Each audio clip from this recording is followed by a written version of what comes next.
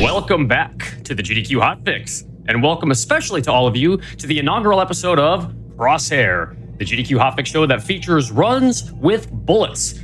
First-person shooters, third-person shooters, shmups, bullet hells, lasers, grenades, rockets, paintballs, and shotgun shells. If it's got bullets in it, it's got a home here at Crosshair. If you have a run you think might qualify for Crosshair, head on over to gamesdonequick.com/hotfix and fill out the run submission form. Who knows? You might end up on a future episode of this very show. So my name is Dangerous. I'm going to be your host for this and hopefully many, many episodes of this show in the future. And I'm excited to get started. Before we go over the run of the show, though, I do have a couple things I have to tell you about. Number one, the big one, GDQ 2025 will be live from Pittsburgh, Pennsylvania from January 5th to the 12th. Registration and hotel booking are now open. Visit gamesdonequick.com and check out the GDQ 2025 important dates section to learn more. With that, let's talk about episode 1. I wanted to go with a theme that was universally loved, a theme that everybody can get behind. Space! Let's try to do the Command and Conquer thing. Anyways, so let's take a look at our schedule here. Now, I remember when I first got the email that said Crosshair was going to be accepted as a show on GDQ Hotfix after my initial, gasp of surprise. The literal first two words out of my mouth were Mass Effect. I kid you not, the first two words out of my mouth. I wanted Mass Effect to be the first run of the show, and luckily, we've got Mike Wave here to show us Mass Effect 2 new game in just a minute. After that, we are going to be switching over to Parker, who's going to be running Star Wars Jedi Survivor. I know what you're thinking, but Dane, that's a Souls-like. The Stormtroopers have laser weapons. Technically, those are bullets. I just said the game had to have bullets in it. I didn't say they had to hit anything. Anyways, the next one after that is going to be Fallout 3. And you might think, well, but that's not a game that takes place in space.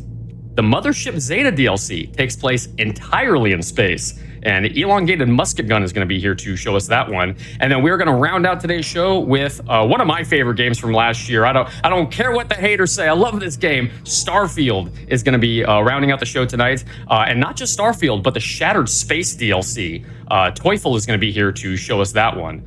But, that's later. Right now is right now. And right now, we've got Mass Effect 2 with Mike Wave. Mike, how you doing, man? I'm doing pretty good.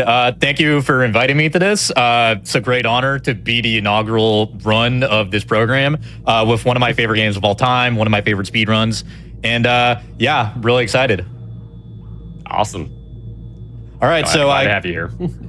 All right, so I guess we're going to go ahead and start up. I'm going to load this save. Grab the pistol and armor. So we're going to go ahead and start right here after the intro. This is how runs of this game work. So as soon as I move my character, that's when we're going to start time. So we're going to count it off right now in 3, 2, 1. All right, let's boogie. You don't have time to wait around, Shepard. Thank you very much. Keep your head down. All right, so yeah, in case you're wondering, we don't do that whole intro sequence where the Normandy blows up and our character, Shepard, literally dies. We start in the first real gameplay mission of the run, which is here on Lazarus Station, where the game is basically kind of just working us, introducing the mechanics of the game, like the cover mechanics, all the shooting stuff, how to use your powers and all that. And give me one moment here. We're doing the first skip of the run right here. As you're going to see, this run is extremely fast-paced. I messed this up. That's fine, though. Uh-oh. Okay, come on, Shepard. All right, hold on. I gotta... This usually doesn't happen. Hold on. All right. Stop right there. There we go. Okay. I don't know why that wasn't working. Normally, if you mess that up, you can just run right there and nothing will happen. So basically, there's an invisible fire that is happening right there when you do that skip, because that whole part of the that walkway there is supposed to blow up, but it didn't. But the fire is still there and it will stagger you. And we're going right here into our first fight. All right, that was good. And we're gonna go ahead and end this really quickly right here with a grenade launcher. All right, that was really good. Nice. All right, making up for that fire stagger. The fire stagger shenanigans that happened a moment ago. It's all good, though. So yeah, as you can see, we're charging from enemy to enemy. This is the signature ability of the class I'm playing, which is Vanguard. I think Vanguard is literally the fastest class in every single Mass Effect speedrun. So get used to just seeing Vanguard all over the place. In this game, it's obviously the fastest because of this ability. Just being able to just teleport on top of enemies allows us to cover the maps like really, really fast, much faster than you ordinarily would be able to. You can actually use it in some missions to just overall just skip entire segments, like just completely sequence break. So as you can imagine, extremely good. And we're gonna go ahead and we need to open up this door, so we need to kill this pack of mechs right here. We're gonna use the grenade launcher to do that, and we're out of here. Well done. Thank you very much. So yeah, that's the first sequence of the game done. Let me just go ahead and explain overall. We are running on New Game. Most people run this game on New Game Plus, actually, but I decided to be more interesting. I don't think we've shown off a New Game run for GDQ yet, so it'd be kind of interesting. So we are starting on a fresh character right here. Level 1. And we're going to go here now to the next part of the game, which is Freedom's Progress. And unlike New Game Plus, I actually need to go ahead and set up some hotkeys right here. We're going to be using Miranda a lot. I'll talk about that later. For right now, though, we're going to be doing some out of bounds. This right here is the primary tech that we're going to be using to get out of bounds and to like cover the map, like kind of make our way through the out of bounds areas. This is what we call the elevation glitch. We call them elevators. It's basically where we rub Shepard up against a wall or anything that provides collision. And for whatever, like, I think it's because the game has trouble. It doesn't know to push Shepard away from the wall. And instead what it does, it pushes you just straight up. And as you can imagine, we can just exploit that very, very hard to just get all the way around out of bounds. And the other thing we're doing right here is what's called a melee abuse, where we're using the melee animation to basically allow us to allow us to get back inbounds. All right, let me just do this fight real quick. There's kind of like a specific sequence of like abilities you need to use to cover these fights really fast. They did want to get to Vito first. All right, so I'm setting up for another bug right here. I'll go ahead and explain it in a moment. For right now, we need to kill this mech to end the sequence. And I'm going to be doing a glitch here that got found not too long ago. We're going to shoot 4 grenade launcher shots right here. And the reason for that is because Holly, who is here, actually, you didn't see her because we completely skipped her.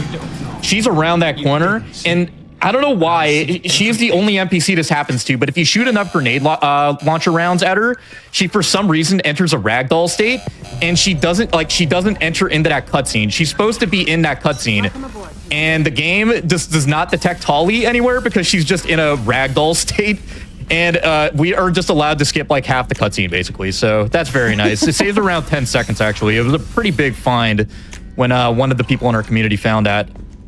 Joker would like to see you up on the bridge. And now we're going to be moving on to the third mission right here. As you can see, everything in this game moves at such a fast pace. I'm going to do some level up right here. Do some inventory management. Of course, Margaret. And right after we're introduced right here, if you thought we could only go out of bounds in the like mission areas, no. In these like casual hub areas, we can also go out of bounds. I messed up right here. You're supposed to go. Should be. Yeah, there we go. Okay. I was doing the New Game Plus route right there. That's fine. But even on New Game, this saves a lot of time. And this is where the route differentiates a little bit from New Game Plus. We're going to be buying some stuff here. We need some upgrades that we're going to need later. The way this game works with some of the upgrades is that it's some of the weapons that you can get later on are locked behind how many upgrades you have for like a specific weapon or a specific ability. So we want 3 heavy weapon upgrades so we can buy a later that we're going to be using a lot later on. The doctor? And now we're going to be moving on to recruit Morden. So I guess now I could do a very quick like lore catch up. This game, it happens at like 2 years after Mass Effect 1. And Shepard, after dying and being brought back to life, is tasked with assembling a team to take on this species that is attacking human colonies called the Collectors. If you've seen a movie like Seven Samurai or The Dirty Dozen, it's basically like that. It's basically where a large group of individuals, like just super badasses, basically need to group up. They're all from disparate backgrounds, and they need to like kind of team up to like take on a bigger threat, kind of. So a lot of this game is actually going to be spent on us recruiting squad mates, and right now we're trying to get Morden, who is this Solarian scientist. He's actually going to be used quite a lot. There's a couple of reasons we grab him first. The main reason why is because, hold on, I need to, Okay. As long as I don't die here, we're fine. Okay, this part can be a little bit sketch if you get memed right there like I did. It's fine though, we're good. And we're gonna do a pretty big skip right here. As you can see, I'm kind of just casually skipping a lot of the areas. Right now, we're skipping the entire process where you meet Morden in the clinic. I messed up right here, that's fine. Yeah, we'll be fine. As long as this enemy doesn't spawn super... Oh, okay. All right, we're fine. Cool. Yeah, we skipped the entire clinic area where you meet up with Morden in the first place, and we're just going to go straight to the end. Luckily, this game, unlike a lot of other games, especially nowadays, that have like a lot of like progress flags where you need to do such and such thing, or else your game soft locks, basically you run into a black screen or whatever. This game, thankfully, doesn't have a lot of those, so we can like skip just large portions of each mission, and like the game is like not going to break, thankfully. So yeah, we're going straight here to the end of this mission. This is like one of the more RNG rooms. We call it the fan room right here. As you can see, just charging from enemy to enemy right here. And this part can be a little bit RNG just because we ideally want our squad mates to actually die so we can avoid some voice lines. All right, got to kill these enemies so I can interact with this button. Okay.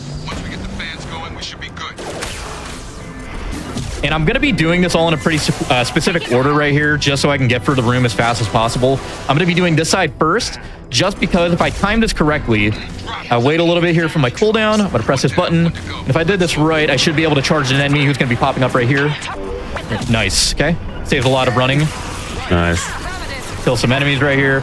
So basically, I need to kill enough enemies in order to get enemies spawning in this room right here. There should have been enough who died. Yep. Then I can teleport right here to the end.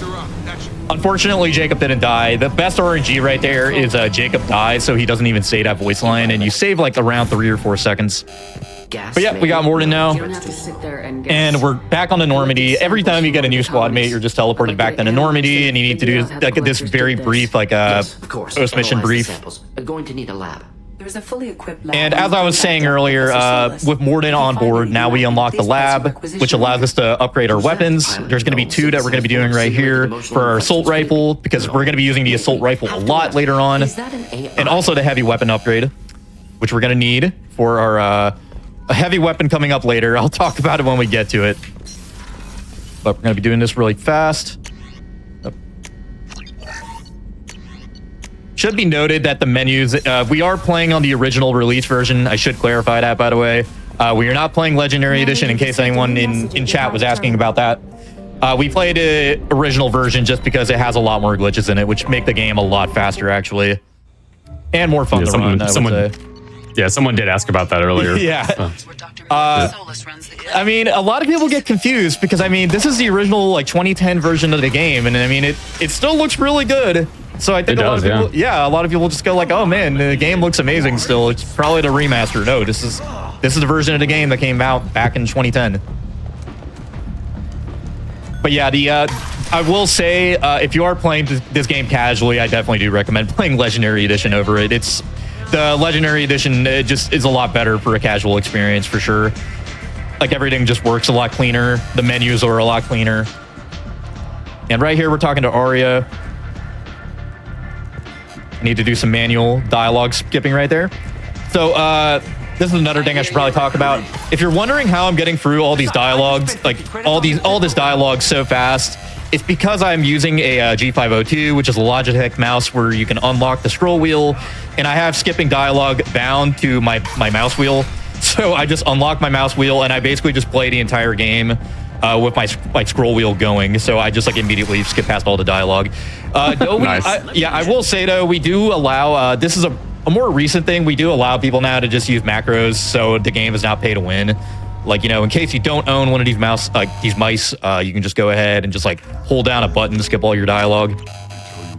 That said, I learned running this game with a G502, so I'm just used to playing with the unlocked scroll wheel at this point. And we're going to be doing a pretty unique skip right here, where we're going to be doing a bit of a zip to get across this gap. And if I do this correctly, nice, there we go.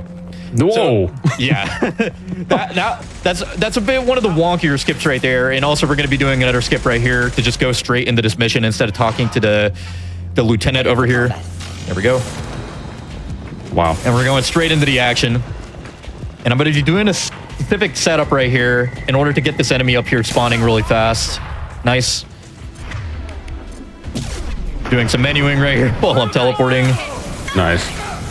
Skipping to the grenade launcher. And we're going to be picking up Garrus, who you might remember from the first game. And we're going to be letting the skill check play unprompted here. But yeah, that last skip works. It's very, very weird. It's like we're basically going through like 2 loading zones at once. And for whatever reason, that causes Shepard to do that like little zip right there. And it saves a lot of running around. Okay, I missed this guy. That's fine.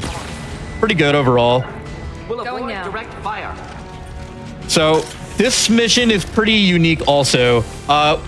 This is a strat, from what I have heard, was actually found by a QA tester on this game. We're going to be letting, instead of killing enemies like non-stop, we're going to be letting them come into the base right here. And when, all right, Garrus said the line right there. Going to be waiting a moment right here just to give the mercs a little bit more time to come in. I want them to come inside the base just because if I do this correctly, I don't see, I'm hoping, that's really unlucky. Okay, hold on. I got to kill a couple more enemies right here. This is really unfortunate. So I got like really bad RNG. Normally these enemies are all supposed to come inside the base, but I think one didn't make it in, and now I'm kind of stuck right here. If I wait a little bit longer, they should come in. I might have to reset this mission if things come to worse. Okay, there's one more enemy. Hopefully that causes the cutscene. There we go. All right. Nice. That was okay, unfortunate. Good. Yeah. Unfortunate. Bad RNG, though. It happens. This is definitely one of the more RNG parts of the run. And we're going to be taking out this mech really fast. Okay. That went really well. And we're going to be setting up at the end of the bridge right here. Again, this part of the mission is very weird. We basically just need to kill enemies until the boss shows up now. And there we go. There he is. I'm going to be using some abilities on him. And he should die now. So the way this works also is that like the entire time Garrus is up here sniping enemies, and that is something that could actually cause you to lose time because Garrus can potentially kill too many enemies, which that might be what happened. Garrus might have killed too many enemies, so they weren't able to come inside the base here. We're going to be talking to him, and now we're going to be moving on to the second part of this mission. As you can see, we're using an elevator right here to get back downstairs really fast. Okay. There was a question in chat. Said Morden was first because it's faster, but is there any other reason for going for Morden first? So besides the lab, Morden is the second best squad mate in the run. At least for for speed running purposes, I would say he's the second best, and that is because he has access to an ability called Incinerate, which I have bound to my number 3 hotkey over there, and it's an ability we're going to be using throughout the entire game. It just does so much damage that allows us to insta-kill enemies. I'm going to be using it right here on this dog. Just insta-kill it. And yeah, that's the optimal squad mate pairing is Miranda and Morden Eminem, as we call it. Yeah, because so Morden it's for Incinerate, and Miranda it's because she has several things. Miranda is by far like the most broken squad mate in the entire game. I think like lore-wise, she was meant to be broken. Basically, she's meant to be like kind of a perfect synthetic human almost. And she has she has 2 abilities, one called Warp and one called Overload, that are just DPS abilities that allow us to basically just like tear through basically any enemy defense in the entire game. And I'm gonna do this boss fight real quick here. Okay. Kill these guys. Nice. And also, Miranda has a passive ability that no one else has called Cerberus Officer. Oh, that's kind of unfortunate. I think Garrus is all the way back here. It's fine now. Thanks, I think Here we go. Moving on to the last part. But yeah, Cerberus Officer gives us a passive 10% weapon bonus, like weapon damage bonus. So by just having Miranda in your party, you just constantly have a buff that allows you to do 10% more damage. So as you can imagine, for the speed run, it's amazing. And I need to kill these enemies right here. Slicing through them so fast. Yeah, so we are playing on the lowest difficulty, in case you're wondering why everything is dying so fast. True. I will say, even on casual, though, you can die very, very fast. Okay, I got some pretty solid RNG here. Nice. But yeah, because the game is a cover shooter, like a third-person cover shooter, kind of made in this era of like, you know, Gears of War, COD, just being like kind of so dominant, it kind of inspired this whole thing where like when you're low on health, like your entire like HUD is just like blood red veins, you know, and you basically just need to sit back and cover until you basically have your health back. And we're gonna be killing the final boss right here, at least for this. But yeah, so fast. Yeah, I spent the last I've been doing a casual replay of the entire trilogy recently on Insanity, and I just have to be reminded constantly, oh yeah, on Insanity everything is just so tanky. Even if like you buff all your weapons like so optimally, you use Miranda all the time for that weapon damage buff, everything takes forever to die. But yeah, as you can see, that's why we do play on casual. It is just a lot faster. For Legendary Edition, I will say the mods for that game, they did make a subcategory where you can do runs of this game now on Insanity. I don't know how to do that run, though. Yeah, I'm not familiar with the route or anything. But I can imagine everything takes quite a bit longer. Welcome to... Especially on a new game where you don't have access to assault rifles yet, which is what we're going to be doing later. There is going to be a story mission later where you do get weapon training to get access to assault rifles, because Vanguard only starts with shotgun training and then like pistols, basically. That's it. Even though this shotgun we are using right now, the Geth Plasma shotgun, which was like originally a DLC item along with the armor we're using. This is another thing. This is back from the era of... you know, remember like Halo 3, you can like get like special armor or whatever if you get like Mountain Dew Code Red or whatever.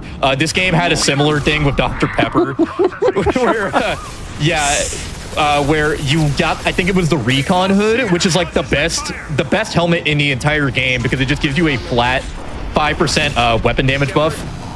And the only way to get that originally was by buying Dr. Pepper. Sounds like heavy fight. So yeah, a lot of like just armor and weapons that were just bound to a product placement, basically. And yeah, a lot of those were the best weapons in the game. Best weapon and armor in the game. We're using the Inferno armor right now, which is another DLC item, in order to get I think so we can just passively get a 10% movement speed buff when we're running around, which, as you can imagine, with how much running there is in this game, it's insanely good. Okay. You must find another exit route. All right, so now we're recruiting Jack. As you can see, we're just keeping on with the recruitment motif here. And this is one of the shorter missions. We're almost at the end here already. I'm going to be doing a setup in order to kill the last boss here really fast. This strat is a lot faster on new game, just due to level scaling. Everything is just a lot less tanky just because you're a much lower level. And if I do this right, nice, there we go, insta kill on him. Nice.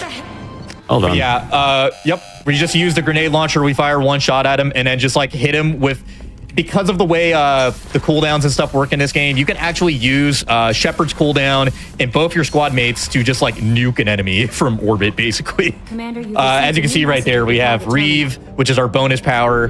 That is a thing that these games have where on New Game Plus characters, you can basically unlock a bonus power that Shepard can have on top of like what their class normally allows them.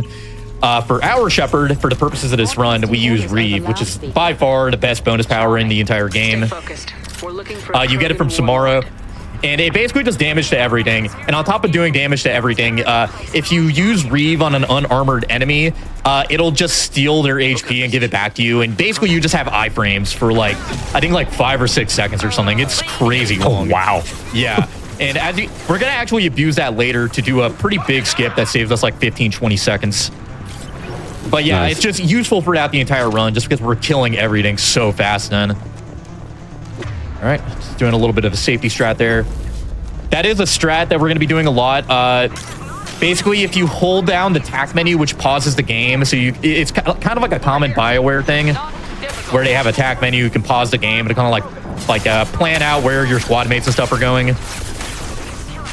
And while we're in that menu, if Shepard is falling through like a death plane or something, you can just go ahead and hold the attack menu down, and Shepard will just not be able to die while you are in that menu.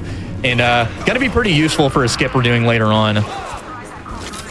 because while you have it held down, Shepard will just keep moving if they're falling down. And now we're making our way through the grunt mission. We're gonna have our first puzzle right here. I'll go ahead and explain this in a moment. Oh, I need to check this out. All right. This is kind of a funny one right here. Okay. So yeah, we're gonna be getting a couple of these puzzles throughout the run. That's the first variant of the puzzle that we can get.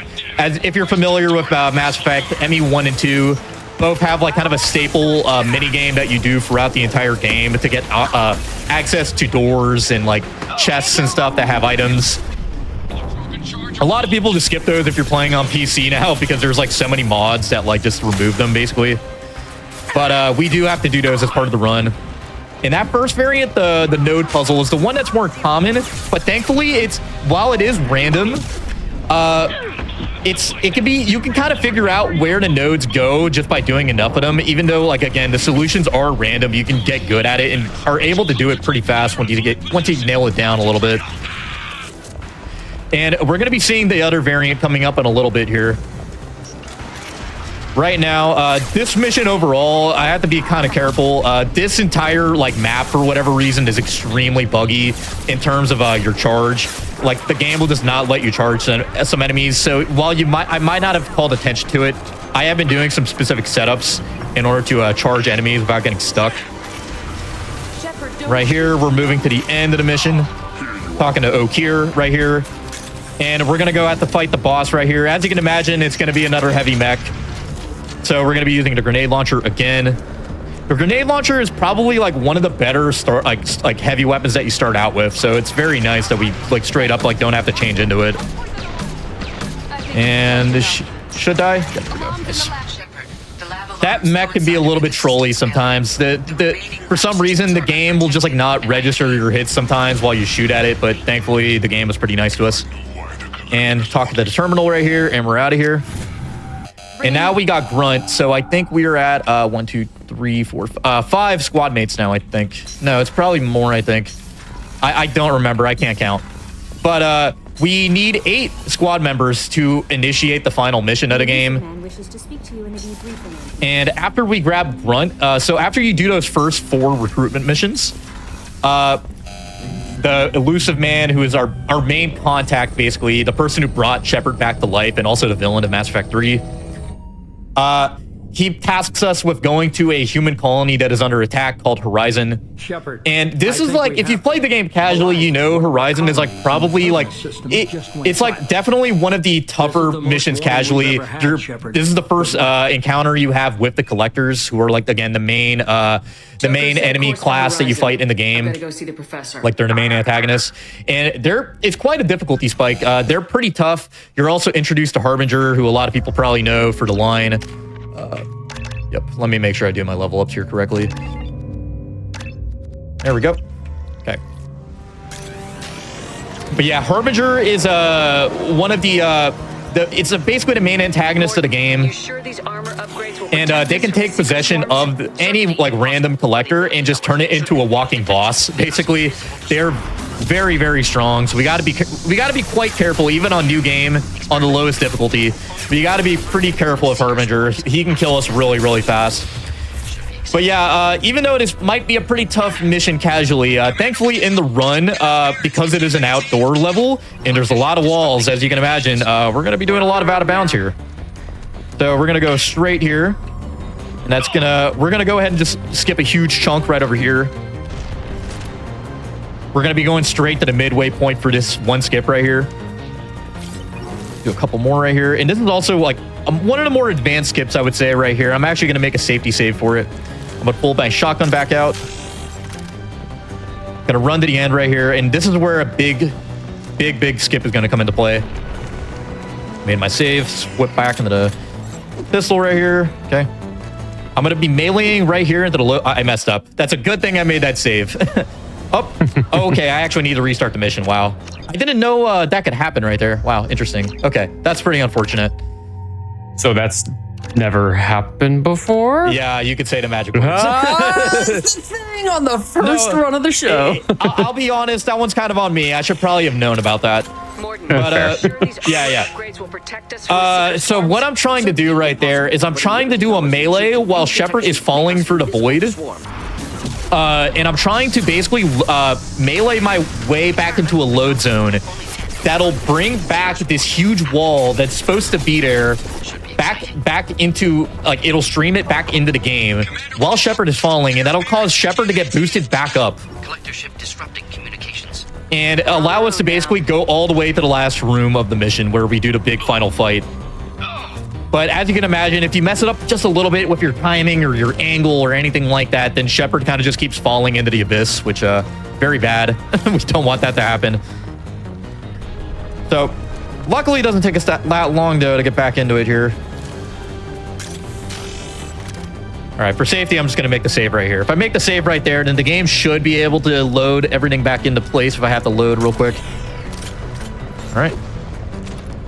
So that's one that we did right there, and there we go. That's what I wanted. Nice. Well done. Yeah, so as you can see right there, the wall basically gets streamed back in while Shepard is mid-fall, and it just boosts you back up. And we're going to be making our way right here. This is the final room of the mission. Unfortunately, we can't skip it because, as I was talking about earlier, this is where we encounter the one and only second variant, which is the hacking puzzle right here. And this puzzle can be really, really annoying sometimes. As you can see, it's both RNG and it's an auto-scroller. So I just have to wait until... All right, I got one piece right here. And all right. Got a bit of bad RNG right there. But yeah, you could potentially lose like 15 seconds on that puzzle if the game just does not... Yeah, if the game just doesn't give you the piece that you need to complete that puzzle. It's pretty annoying. I've lost so many good runs to that. And now that initiates the actual final fight where we have to kill a bunch of collectors. And I'm going to be doing this all in a pretty specific order right here to kill everything as optimally as possible. And this is Harbinger right here. This is what I was talking about. He can be pretty annoying sometimes. He's also a very, very tanky lad. Okay, there we go. That's the first half of the fight right here. Oh, Morden's kind of griefing me. All right. Simple enough. I'm going to be telling Morden and Miranda to go into this corner while I get set up over here. I'm going to be using this ability that Vanguards get that we don't use that often called Shockwave to kill these husks that are popping out over here. All right, that was pretty good. Nice. All right, I killed Harbinger pretty fast over here. All right, good fight. Nice. Well done. That fight can be really sketch because there are so many enemies just popping out at around the same area, and because Harbinger can just like nuke your health down in like an instant. It's really easy to die. It's like insanely easy right there. All right, and now we're going to be going on to the final fight right here, the third part of the fight, which is the Praetorian. So I'm just going to be using simple rotation right here with Reeve and my squad mate's ability to kill it really fast. I'm swapping between Warp, Reeve, and Incinerate basically to nuke it down. The grenade launcher, even on the higher difficulties, honestly, the grenade launcher does a lot of damage. Again, I have to stress, we are so lucky that the default heavy weapon that you get is actually very, very strong. And we're just going to wait for the mission to end right here, and should be ending right now. Nice. Sure. And I have to be careful about a soft lock that can happen right here. All right, good. There are some soft locks that can happen, actually, if you skip dialogue too fast, but thankfully it did not happen right there. All right, and now we're going to be basically moving on now to the second half of the game. Was there anything? I'm going to be talking to Jacob right here. I'll explain it in a moment. First, I need to go back to Shepard and re-equip that grenade launcher. There is a bug. I will go ahead and explain it in a moment just because we are going to have a little bit of downtime. But first off, we need to take care of some tasks around the ship before we move on. But in the second half of the game is more so concerned with... come on, Edie. There we go. The second half of the game is more so concerned. So you spend the first half of the game basically recruiting squad mates to do the final mission, right? The second half of the game introduces a new type of mission, which is the loyalty mission, where you basically need to talk to your squad mates, and they will have some personal problem that is going on in their lives that they just cannot stop thinking about, that is distracting them from the mission. And you basically need to go do this mission in order to gain their loyalty so they can be ready for the main mission. It's kind of required if you want everybody to live at the end, because if you don't do things properly, people will die at the end. But even though I just explained all that, we are unfortunately not going to be doing any of those loyalty missions just because they are so slow. Yeah, we do them in No One Left Behind, which is like the good ending category, but in any percent, it is a lot faster to go for the bad ending where just everybody dies. So sorry to be the bearer of bad news so early on, everybody. Everybody will be dying later on. I'm really sorry about that. Yeah. I love it. It's just, people are gonna die. I apologize. Yeah, people get pretty attached to these characters. They don't want to see that happen to them. They're already mad about me not talking to anybody. I just skip past everything. Okay. So we just made a quick stop on the Citadel right there to pick up Kasumi, who is one of the DLC squad mates who you don't have to do any recruitment mission for. You basically just go up and talk to her and she joins you. Same with Zaid, who we got earlier on in the run as well. And that basically saves us from having to do some of the later recruitment missions, because after you do complete Horizon, you will gain access to 3 more recruitment missions for Dane, Samara, and Tali. And in No One Left Behind, we would ordinarily get Tali because she is required to have everybody live.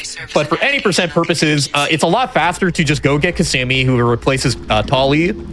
And then to basically fast forward through the rest of the game, because we went downstairs and woke up Grunt, we just did that a moment ago, that's going to put us at 8 squad members total. And that is the bare minimum we need to commence the final mission of the game, right? So after we get to that point, we can go ahead. The way the game works is all you need to do is do 5 missions, and they can be any mission. I believe the only exception to this rule is the Normandy crash site DLC, because it's a very, very simple mission where you don't do anything. You just go put a statue down and that's it. But besides that, with that one sole exception, you can complete any mission, 5 of any mission, including these very brief N7 missions is what they're officially called. Where we just go fight a couple enemies, do a puzzle, and then we're out of there. Do 5 of those, and we basically move on to the next big story beat, which is the collector ship. That's what we're basically trying to fast forward to right now. And once we do that, we basically get access to like the rest of the game. Just everything else from that on forward is basically unlocked. So we're just going to be doing 5 of these N7 missions, and that's basically going to take us to the end of the game. And this one that we're doing right here, this is actually where we have a pretty big differentiation from New Game Plus. For New Game Plus, we would not be doing this mission. There are 2 other missions that we would be doing instead.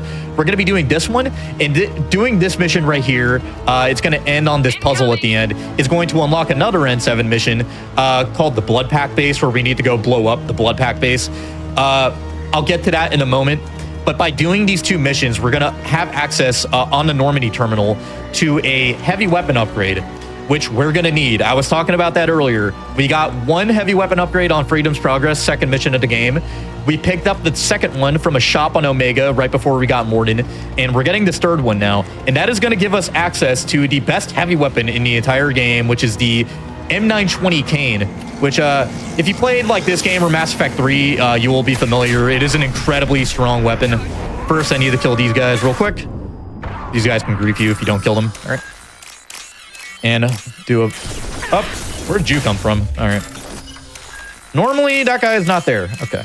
Up. I'm grieving. Hold on. I am not the puzzle master today.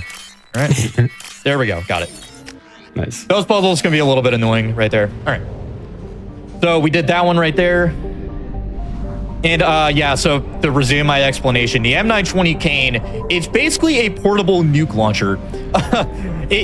For the trade-off of using a ton of ammo. Like, you need a lot of heavy weapon ammo to even fire 1 shot. The way heavy weapon... Also, this is a very quick skip that we're going to be doing to finish this mission up really, really fast. I'm kind of tripping over myself here, the explanations. So, another quick elevator right here to get out of bounds. And this is the final area right here of this mission. We're doing a quick little skip where we're going to be dropping it right in here into the back of the room after like 20 seconds. Instead of running around all over the place, killing a bunch of enemies. And by doing this, we also skip the enemy spawns. So, nice. Blow up these barrels. We run over here and we're done. All right, so now we're gonna go get Arcane. Commander, We got to go over here to the lab computer real fast. And You got an M920, a G502, it's yeah. series of letters and numbers all over the place.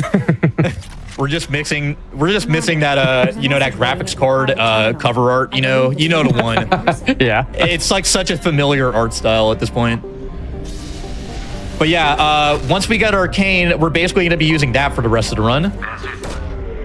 So right after we unlock this mission right here for Shepard, we're going to be equipping that. And it is kind of important that I equip it right here.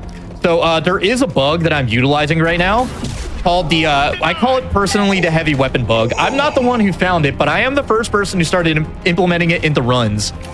And by basically playing the game with autosaves turned off, so long as in the first mission we set things up correctly by not swapping any armor around or anything like that, and just playing the game as normal, we basically get access. The game has trouble recognizing, basically, has trouble tracking how much heavy weapon ammo that we use, because again, as I was saying earlier, there is a difference between regular ammo, which is replenished all over the place, and heavy weapon ammo, which the game is supposed to be keeping track of in between missions. However, by exploiting this bug where the game is not able to like track our heavy weapon ammo correctly, it basically thinks that we're always at 100% ammo, so long as I'm not making any like random autosaves or anything like that before I use my heavy weapon. The game will just keep replenishing my heavy weapon ammo at the beginning of every mission. So what it means is I'm allowed to use 1 cane shot per mission, basically. And again, if you have played this game before, you have used that cane, I think you can understand how overpowered that is to be able to fire 1 cane shot per mission. It basically means I can just go up to the boss at the end of every mission and just kill it instantly. As you can imagine, incredibly good. You're going to be seeing it come into action on the collector ship in a moment, and also in this upcoming mission right here. This is another N7 mission where we have to make our way through this like falling ship at the edge of a cliff, but we're going to be using some clever out of bounds to just get to the end right here. Makes it one of the fastest missions in the game by far. And thankfully, it's really close to another N7 mission right here in Faryar, another system close by. We go over here, and you're going to be seeing the cane come into action. So this mission right here, I have to kill 3 heavy mechs. So those big mechs, those super tanky enemies that I was having some trouble with earlier, well, guess what happens right now? This is what we do about that problem now. I'm just gonna charge up a shot, fire it over here, and everything dies instantly. And we leave. There we go. That's the mission done. The elusive man wishes to speak to you in the debriefing room. Incredible. And again, because of that bug that we have set up, we have 1 of those per mission. Like 1 of those per mission. It's pretty incredible.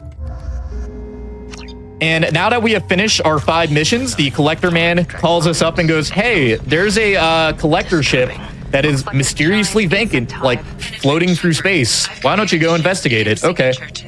So that's what we're doing. And again, if you have played this game casually, you know, casually, pretty tough mission overall. Very, very tough sequences coming up. Thankfully, because of the stuff we have in our arsenal, it is not that bad. So this also marks a pretty important point right here as well. So right here, we find out this big twist, which is that the collectors that we've been fighting this entire time are actually Protheans, which are like this race that went missing like 50,000 years ago. They play a really important place in the they have a really important part in the lore and all that. More holding containers. It's the big twist that you've been fighting them this entire time. And right after that, more importantly though, the game allows you to get advanced weapon training, and it is the only time that happens in the entire game. And basically it allows your class to use an extra sort of weapon. So for Vanguard right here, where we're only allowed to use shotguns, well, we went ahead and trained into assault rifles, because if you know anything about this game, you know the assault rifles in this game are super, super strong. Specifically this assault rifle that we're using right here. the Maddock. It's, in my opinion, it's like the strongest weapon in the game, period. It just shreds everything. In the New Game Plus run, we basically use it for everything. It just kills everything. And because we're Vanguard, we also have access to incendiary ammo, which makes our DPS even higher. So on casual, it's going to be going ahead and just shredding everything. Collectors targeting Earth. But yeah, there's commiseration in chat that the Maddox is like their favorite assault rifle. Yeah, it's just a super. It's nice too because it's just a super fun weapon to use as well. On top of just being so good, it's almost like a sniper that you can use that works as an assault rifle. Nice. And right here we have a huge auto scroller that we can just go ahead and skip with that elevator right here. And now we have a pretty tricky shot coming up right here. If I do it correctly though, I'm going to be insta killing this boss with the cane. I'm going to be falling through the ceiling right here. Uh-oh. All right. If I do this right. All right, I'm going to just go ahead and do this again. I don't know why that isn't working. Okay. This is like definitely one of the trickier parts of the run right here. This is where you could very easily lose a run. Not for this skip used to be kind of annoying before we found out about the attack menu thing that makes you invincible to the death planes that are all over the place here. But this shot specifically, it can be quite annoying.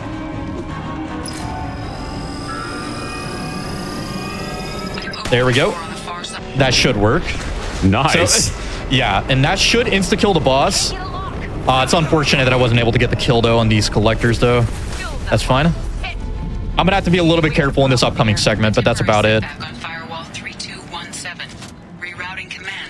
So, basically, I just fired a cane while I was falling, and as soon as I hit that ED voice line, that's basically the cue for the boss to just spawn in around that corner. So we're timing it kind of perfectly so that, like, the boss dies as soon as it spawns in, which causes ED to go ahead and open up that door for us. So I am going to have to be a little bit careful right here. From my experiments, my labbing, if you don't do that correctly, this part can be a little bit annoying. Hopefully this guy... All right, nice. That Scion right there, Scions, it's kind of a variant of the husks that you fight in all these games that are super tanky and do a lot of damage. They can be very annoying. These are the husks right here. Thankfully, he didn't give us any trouble, though, so now we're going to be moving on to the end right here. Nice. So as you can see, a lot of skips just happened right there. That's just the nature of this game. This speed run moves like a freight train. It just does not stop. You're just running back and forth. And I haven't really talked about this yet, really.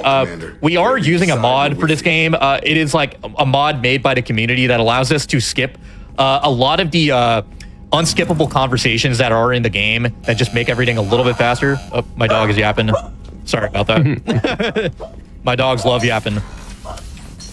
But yeah, this mod basically allows us to just skip through dialogue really, really fast.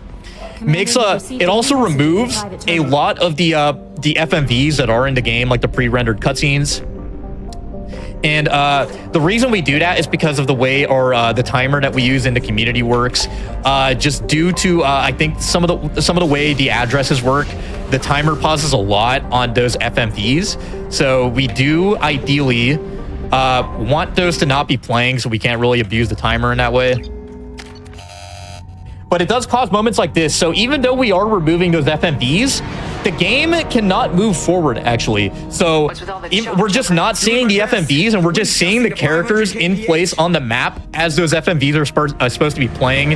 And as you can see, like some of the stuff is going to be a little bit wonky right here. If you have some trouble with like weird eyeball movement, please look away. You're not going to really see this one. There's a pretty big one that happens later. But yeah, it doesn't really save that much time to remove the FMVs. It just, yeah, right there. Oh, jeez. I have the hurricane. That's unnerving. Yeah. Yeah. Suddenly, Joker's possessed. Yeah. So we're moving on now to the Reaper IFF part of the run. This is you unlock this right after the collector ship. Ideally, though, if you're playing this game casually, you don't want to do this mission until like you're basically done with the game, because once we finish this mission, it's basically going to cause once we're done with this mission, it's going to cause a countdown to start. That after 2 missions, the collectors are going to attack the Normandy and abduct all your crewmates. and you are basically on a clock there to start the final mission. But obviously for the speedrun purposes, we don't care about that. We're just trying to beat the game as fast as possible. And right here we have a pretty big skip that I had found. If I get it right. Nice. Okay. So that right there is probably the biggest skip that we have found recently. We just call it Reaper IFF skip. And it allows us to skip that entire first portion right there. Normally you would have to like go do this puzzle and listen to some dialogue and watch a cutscene. It's really annoying, but with that skip right there, we go ahead and just stream into the next part of this map right here. Shepard, please. This map can be a little bit wonky. Sometimes Shepard will just like not charge the enemies who are like right in front of her, as you can see right here. Kill some husks right here. Hopefully my squad mates don't die, because I need to kill this enemy pretty fast here. There we go. And we need... Earlier you said all your squad mates are going to die, and now you're saying you don't want them to die. Which isn't, Mike? We don't want them to die here, because we need their abilities. And we're going to be re-equipping the cane right here. And by using the cane on this boss specifically, you normally have to fight it in cycles. You can shoot the eye while it's open, and then it shuts closed, and then you have to wait a little bit and fight like endless waves of husks. But I think we need... by using the cane, we go ahead and just skip all that. It just insta-kills that boss for some reason, which I had found out recently, by the way, works on Insanity. That works on Insanity. Even on Insanity, yeah, it dies in one shot from the cane. So if you're playing a game on Insanity again, and you're like, man, I don't want to have to deal with this boss, well, there you go, pro tip. And so now we have like basically 2 missions to kill before we are locked into the end of the game. So we're gonna go ahead and do another 2 quick N7 missions over here. We're gonna be going over to Solvig. There's a pretty fast N7 mission here that we could do without our squad mates, kind of like that falling ship mission. Probe. As you can see, there was a question in chat. Yeah. Not about the run. What is your dog's name?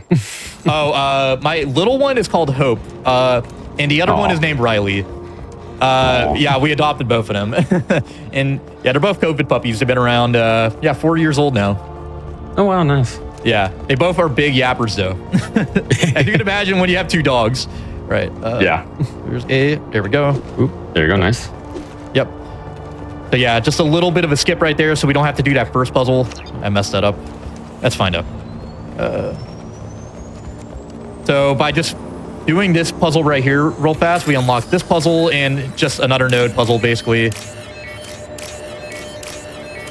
All right, that is our last node puzzle of the run. We don't have any more of those left, thankfully. Woo! Yep. So that's 1 mission left, and there's 1 more that is very close to the Omega 4 relay, which we're going to be using to go to the collector base. So I'm just going to go ahead and get some fuel right here, just so we're not in trouble or anything like that. Okay. So this is the system where the Omega 4 relay is, which the game is talking, like the game talks about it throughout everything about how important the Omega 4 relay is to go to the collector base. So we're very lucky the Sense 7 mission is like directly next to it, because it's also a very quick one.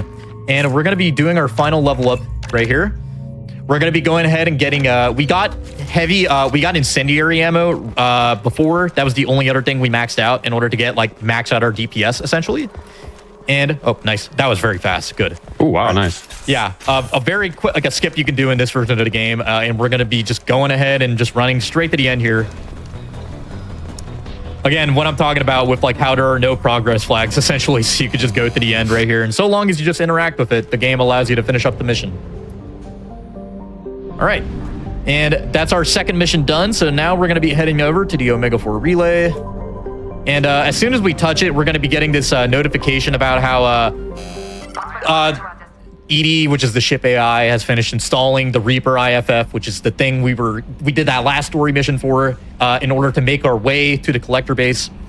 And probably the dumbest story moment in the entire game. They're like, Shepard, why don't you take this small little shuttle with your entire squad? Literally not just everybody you have recruited so far. Let's just take them off the ship for a little bit. And guess what happens? The ship gets attacked while everybody who is like fight formidable is just off in like a little shuttle somewhere. It's a very silly choice that they made in the story to justify this happening. But Oh well, it's a 14-year-old game at this point, you know. Oh yeah. A little bit of a Joker bugging out moment right here. Propulsion systems are disabled. I'm detecting a He's doing some quick math in his head. From the IFF? Damn it, why didn't you But yeah, this part of the game right here, we aren't allowed to skip any of this. This is actually one of those things where the mod cannot actually skip this stuff because, for example, the load screens on this sequence right here where we're going to be playing as Joker and we're going to be trying to get to the bottom of the ship. It's a very, very fast sequence, thankfully. We actually can't skip these load screens. So the way the mod works is it replaces like 99% of the load screens in the game with a video file that basically lasts just like 1 frame. And modern PCs can basically just load everything on this game like extremely fast. So by just replacing the load screen with like, instead of just having a long video, you just have like a 1 frame video. All of the load screens are basically just instant. Which if you played Legendary Edition, you were wondering why those like videos that were there for like the load screens and stuff like that, you might remember. They're all like sped up super fast. It's basically to accomplish the same thing. But yeah, we can't skip this loading screen, unfortunately, for whatever reason. If you skip these load screens specifically, the game just crashes. You're just soft locked. So we do need to watch these. Still, the sequence is overall pretty fast. Detected on the crew deck. We're kind of just going to be making our way over here while everybody's getting abducted. You know, guy ragdolling over here. Kelly Chambers is just hanging out over here. It's a pretty uneventful mass abduction going on right here, you know. And now we're going to be at the bottom of the ship. So there's actually a very minor skip that we're going to be doing right here. So normally you're supposed to be fighting, following these lights that are like kind of placed throughout the floor. We're just going to be ignoring this last one right here because ordinarily that would take you up to where these collectors are patrolling, and if you get caught by them, you get a fail state. You just like get a game over screen. But by going this way instead, which takes us to the exact same part of the ship, there are no enemies, so we don't have to wait at all. But it also causes this very funny bug where you're going to see it in a moment right here. We're going to be getting ventriloquist Seth Green right here talking without moving his mouth. I have control. As you can see, like, why Joker's face looks kind of like a little bit bland. But yeah, that's the end right there. At the end of this mission, you're just now given the ultimatum. You can either keep continuing to do like normal missions, or you can go initiate the final mission. And the game actually does track this. Like, if you take too long to get to the collector base after this event happens, all your crewmates will just die. Like, they just all die as well. So it's basically the game giving you kind of like the shove, going like, all right, time to go do the final mission, buddy, whether you're ready or not. No. Which is a thing that I'm imagining probably tripped up a lot of people on their first casual playthroughs. It's like his face is T-posing. It's so weird. That's a very funny way to put it, yeah. So with that out of the way, now we're going to be going ahead and initiating that final mission. So this is also the part of the game where it basically does a check to make sure that you bought these. There's these 3 ship parts that the game gives you access to. And for each one that you are missing, a squad mate dies on the way to the collector base. We're not allowed to skip this cutscene for whatever reason. I don't know. I think it's because the characters are constantly moving around during these cutscenes, and that makes it so the mod can't skip it or something like that. I'm not a mod maker or anything, so I'm not exactly well equipped to speak on that, you know. But by basically not having the ship parts, we're already going to be seeing people die like unceremoniously. However, we did buy the Jacob ship part while we were getting his loyalty mission, and that's so we could have unlocked one of the earlier N7 missions. And the main reason we bought that one ship part and not the other 2 is just because, well, it's on the way, and also because it does make this sequence a little bit shorter if you don't have to watch the extra cutscenes of your squad mates dying. I think buying that ship part saves like over 10 seconds or something like that, so that one's worth it. But these other 2 are so out of the way that we just skip them. So in a moment, the death parade is going to begin. So if you're very attached to these characters, maybe look away. First things first, though, we need to fight this boss that's down here in the hole. As you can imagine, by this point, though, our Shepherd is like pretty strong, so we're just going to be Madocking it down real quick. Take it down. So just shoot it until it flies away. There it goes. Then get our fun cane weapon equipped. You know, the fun gun equipped. I have to try to lose them in the debris field. So this here is technically the second ship part check that is supposed to happen. So any Kasumi fans, any Kasumi enjoyers, now is the time to look away. From what I recall reading about how like a lot of this mechanics work for this final mission right here, there's basically like a list of like squad mates that could be in this position as this event is happening, but Kasumi has like priority for whatever reason. She always dies during this part. And as you can see, just very quick, like she just died very quickly, and then Joker's just gonna shrug it off. Ah, man, that sucks. Ah, unfortunate. Okay, moving on. It's like the embodiment of that. Oh no. So anyways. All right, so we're going to be going ahead and just firing our cane to kill this boss really quick. And now we're going to be moving on to the final check. This one gonna upset some people. Any Garrus enjoyers in chat? Oh no. I'm sorry, guys. Oh, 07's for Garrus. I think Thane is supposed to have like the priority here. He's supposed to be the one that dies here if you don't have this ship part, but he's not in our party. So the next one up in line is Garrus. Oh no. And I'm sorry, guys.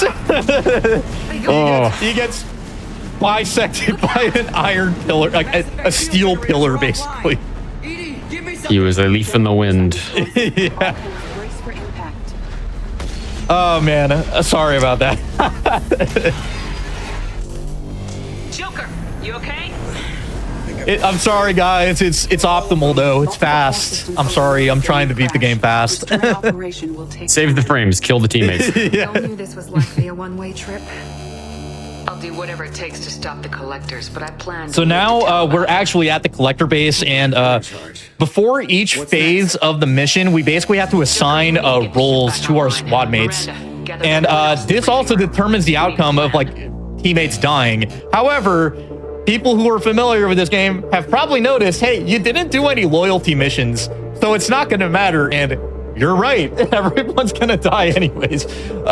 However, what I can do though is do this all in an order that I always end up with Morden and Miranda in my party, because I just want Morden and Miranda to live because of how strong they are. So I'm going to be having Jacob do event, and Zaid is going to be squad leader, and that's going to allow us to take Morden and Miranda.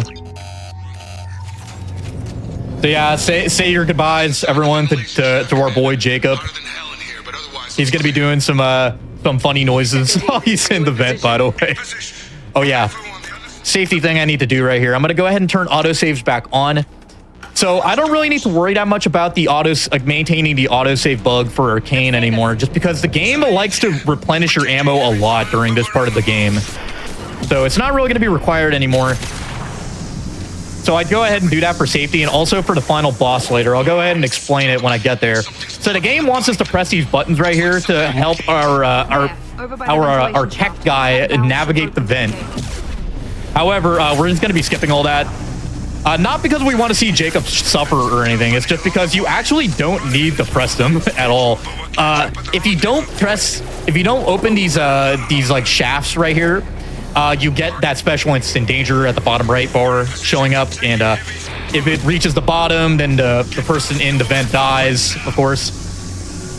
However, we can go ahead and use our Vanguard charge to get around the map really, really fast before this bar is even like reaches the bottom, basically. So, charging this last enemy, and we just need to press this button. And as you're going to see, even though we didn't press anything before, we go ahead and just go on to the next part. So we want Jack doing the bubble and Zaid. I'll keep the defenders. All right, good. I would have had to improvise if I messed up there. But no, we're good. Okay. So we actually cannot take Morden with us for this point right here because Jack is not loyal. So this part right here, it's a big auto scroller where you basically need to make your way for this swarm infested cave. and you need one person like a biotic expert to do the bubble. And actually, Jack can do the bubble ordinarily without anybody dying, but she's not loyal, so it doesn't matter. So we do want Jack though in the party, just because then I can go ahead and put Miranda in the party, as well as Grunt, and Grunt's gonna die at the end. I don't know why, like it's not randomized or anything, thankfully. Just gonna go ahead and do some damage to this Harbinger right here. It's not randomized, thankfully. Like Grunt always dies here if you have this party makeup the way I do, which Grunt is expendable, unfortunately. Even though he's not a bad squad mate, I kind of want Miranda to be the one that lives for pretty obvious reasons. All clear. Let me know when you're ready. So we to move basically up, just need to do these like short little fights right here, and then after you finish each fight, you can go ahead and talk to the biotic expert. Keep walking. Ready to move, Commander. So this is just a really big auto scroller sequence. Thankfully, again, nothing is really randomized in this part of the run right here. This is all like all the enemies that show up and stuff are pretty set in stone. And as you can see, we have Arcane ready. We're going to be using it right over here to take out a pack of enemies. Because when we finish this phase right here and we move on to the final part of the final mission, I'm going to be using a... Hopefully... Up, okay. That ordinarily doesn't happen. We're fine now. I guess I wasn't far up enough. Our shockwave is not really leveled up that much, so we kind of have like a little bit of a weak sauce. A little bit of a weak sauce shockwave right here. It's fine though. We're technically not losing any time because it's all an auto-scroller anyways. We're going to be using Arcane here to take out this next pack of enemies. Jack is going to run over here to this wall. And then we're just going to wait a moment. Okay. There is a bug here that can happen where if you interact with that squad mate a little bit too fast, I don't know why this is a thing, they'll just teleport forward to the next point. And you would think that's a good thing, actually, because it allows you to like basically push your squad mate further, right? However, this is one of the only points in the game where there are hard progress flags in place. The person holding the bubble needs to stop at each point, and you need to talk to them at every single point, or the game will give you a black screen at the end, and you're just stop locked. Yeah, so we do need to do this part as intended, at least to a certain degree. I'll go ahead and explain that in a moment. And I'm going to go ahead and set up. This is probably the trickiest part of this sequence right here. This is a pretty lengthy fight right here that we have to do with a Scion. As you can imagine, the Scions are just so annoying. I'm going to be using some you're going to do this. Oh, go ahead. Yeah. Oh, go ahead. I was going to say, like, I thought you were going to do the speedrunner sarcasm thing where you say, this is a pretty lengthy fight, and then you fire one bullet and it's over. No, I was being sincere here, actually. Got it. Yeah. I was used to doing that when I ran Resident Evil 4, and we just, like, rocket launchered everything. Yeah. I remember that. Yeah. So this here is the final stretch of the auto scroller. So now we have met all the progress flags, thankfully, and this is the main reason we actually spec into Heavy Reeve. When I think it's right around here. I'm going to move forward right here, and this is going to progressively kill me. However, with Reeve, I'm going to go ahead and Reeve one of these husks right here, and that's going to give me just this HP drain that makes me invincible to run all the way to the end. Nice. Oh, jeez. All right. And it's all lined up, so I have Miranda and Morton for the final fight, thankfully. That's basically everything I did was just so I can end up with Morton and Miranda on this final fight. Enemies incoming. Well done. And yeah, so now we have one more auto-scroller. We have to kill these platforms filled with collectors. We ideally want to kill them as fast as possible so the next one spawns. So there is a bit of a skill component to this part. Again, as you're seeing the Maddock come into play, the Maddock just allows you to do some really precise shooting. Just kill all these enemies from so far away. I'm going to be using some squad powers here to kill these enemies as quick as possible, thankfully. Uh-oh. Oh, no. It's fine. Normally, you don't want Harbinger to spawn there, but it's all good. Still kill that pack pretty fast. There's so many platforms. Like, sheesh. Yep. Nice. That's a pretty tricky part right there. That Harbinger, if you don't take care of him correctly, will just insta-kill you so fast. It's actually pretty scary. And now here's another pretty scary platform where I have to kill two Scions. As you can see, this is where Morton and Miranda really come into play here. Yep, that is Nice. the power of the Madhawk at work right there. Edie, what can you tell us? Allows you to basically just kill everything insanely fast. The tubes are feeding into And some now we're going to be kind of moving on to the final part of the run. So we are getting close to time, just a heads up. So we find out what the collectors have been working on this entire time here. And I'll be honest, on my first playthrough of this game 14 years ago, it was a little bit underwhelming. Is a Reaper. Not just any Reaper, a human Reaper.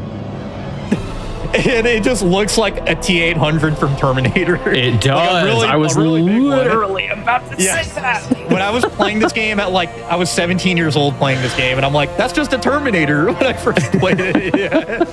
Yeah. But yeah, this fight is broken up into two parts right here. We basically just need to kill a couple more collectors to unlock these vials. And we're going to be doing a little bit of a trick with our attack menu to kill them all in one cycle. And then we're going to be actually fighting the collector itself.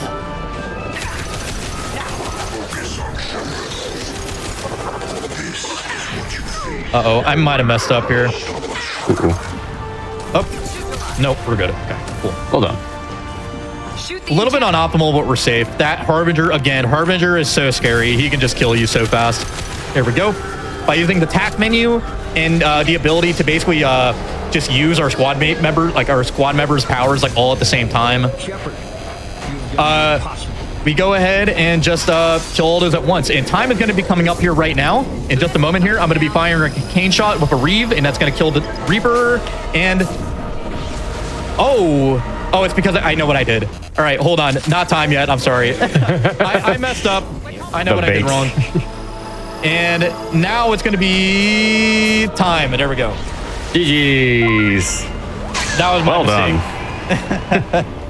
Oh, good. It only took an extra 5 seconds, so. Yeah. So that is actually the primary reason we turn autosaves back on. For whatever reason, for a couple of boss enemies in the game, I think it might just apply to enemies in the game in general. By loading a save a little bit after you load an autosave, it'll just make that boss a lot less tankier than normal. That's why he didn't die on that first try right there. As soon as I loaded up the autosave and did the exact same cycle of attacks, it died instantly. So yeah, that's a hidden little mechanic in the game. And yeah, we're going to be saying now everybody is dead. The way it works is if you take squad members into this fight and they are not loyal, they just are insta-dead no matter what. And there's some math involved with the other squad mates that get left behind. There's kind of an equation that comes into play where every squad member has a unique a value set for them. And it needs to meet a certain threshold for people not to die. But as you can imagine, because I think it was just Jack by herself holding the line, they just die. And yeah, pretty sad cutscene right here. I'll go ahead and skip to the end right here. And because Shepard dies on their way back to the Normandy, the only person left is Joker. It's literally just Seth Green left to save the galaxy. Mr. Moreau, how is my ship? It's pretty silly. Yeah, it feels a little empty, sir. It's a little empty. Fortunately, this is the fastest way to beat the game, though. So, GG's. Hope you all liked the run. Thank you again for having me, GDQ Dangerous. Awesome show. There's a lot of promise for this program in specific, and I'm really glad that I could be the first run, the premiere run for it. So, thank you so much, guys, for having me. Oh, you're far too kind. Thank you for being the inaugural run. I knew I wanted Mass Effect as the opening run of the show, and I was super happy that you agreed to be on. So yeah, of course. Thank you for that. Yeah, everybody go follow Mike Wave, twitch.tv/Mike Wave. Go give him a follow. And yeah, we are going to be shifting over to the next run in just a few minutes. We're going to take a quick break before then. When we come back, we've got Parker running Star Wars Jedi Survivor. So folks, get some water, get a good stretch in, and we'll be back in just a bit. Welcome back to Crosshair here on the GDQ Hotfix. We are going to be jumping into the next game in just a minute, but before we get to that, I got a couple things I got to tell you. Number one, The AGDQ 2025 schedule is out now. Go to gamesdonequick.com/schedule to check it out and let us know what runs you're most excited to see. The new game submission period for games released after September 6th is open now until the end of the day tomorrow, Thursday, November 21st. So you only have till tomorrow to get those second submission runs in. You want to get that done soon. Additionally, if you missed any of our shows or events, be sure to check out the VODs at youtube.com/gamesdonequick. Head on over there and subscribe, and you can see everything that happens here on the GDQ Twitch channel. With that, I see no reason not to jump right into the next run in our space-themed episode. We've got Star Wars Jedi Survivor being run by Parker. Parker, how you doing? I'm doing great. Thanks for having us here, Dangers. We got one trick in garbage RNG here on the commentators, and I think they're going to give some preliminary information about this game, what category we're running, also the core glitch that we're going to be using throughout the whole run. Yeah, tonight we're going to be doing NJ Plus unrestricted blaster only, which means he's going to be playing on New Journey Plus, which will give him access to some perks to make his blaster a little stronger, and he'll get some skill points to upgrade his skill trees at the start of the run. He'll have access to, of course, the blaster stance, so that's why we need to run on NJ+. He'll also be running on story mode, which will regenerate his force just a little bit and give him access to more force shots throughout the run with his blaster. Yep, and our kind of central core glitch that we're going to be exploiting for the entire run is called a PBC, pause buffer clip. The name is kind of a misnomer because we don't actually pause to do it, but essentially how it works is we press F11 to toggle between windowed and full screen mode, and what that does is it will lag the game, and if we do that with momentum, we can just lag straight through walls. If we do it with a lot of momentum, you can kind of just get launched across entire planets. So that's going to be something that you're going to see a lot. There will be times when Parker's screen will go kind of dark. That is him pressing F11. And we will get right into it here in about 5, 4, 3, 2, 1. Good luck. In the story here, Cal is being taken into Coruscant. The Empire believes they've captured him, but his guards are actually his crew, like his crew with Saw Gerrera. They're on a secret mission to get intel from Senator Sajan. So, where's the handoff? So as soon as we start, Cal is in handcuffs and unable to sprint. So what Parker does there is he rubs up against one of the twins. That's interesting. That was odd. He rubs up against one of the twins. They push him, and he presses F11 with that momentum that causes him to get launched below the platform to void out, which breaks Cal out of his handcuffs, and now Cal can move around. Ordinarily, there'd be a bit of out-of-bounds skips here, but he skipped those just to give us time to commentate. You can see that the way Parker's moving is very strange right now. That's because instead of sprinting, he is dodging forward and then canceling the end of the dodge animation with a block. That is slightly faster than sprinting. And he just jumped over a trigger to start a cutscene where Cal gets scanned by the probe droid. You can see the camera gets grabbed and you can see the probe droid. And now he's on a gondola cutscene. This gondola cutscene is extraordinarily broken because he got here before he's supposed to. The gondola's not even here yet, so he's spawned under the ground and the characters aren't even here. The dialogue can get very broken here, just depending on when you hit it, because most of it hasn't even played, so it can play in a bunch of different orders and break in a bunch of different ways. Yeah, and this is about a minute long forced cutscene, so to say. So. Yeah, it's the only real forced cutscene in the run. That wasn't the deal. Yeah, you can see some of the character models here are just completely invisible. Yeah, Kel is supposed to be being led by a security droid right now, but he actually just looks like he's drunk. His arms are also doing something weird with his cape. Yeah. Sometimes he can just be moonwalking along this platform, just going backwards the whole way. I see what you mean by drunk now.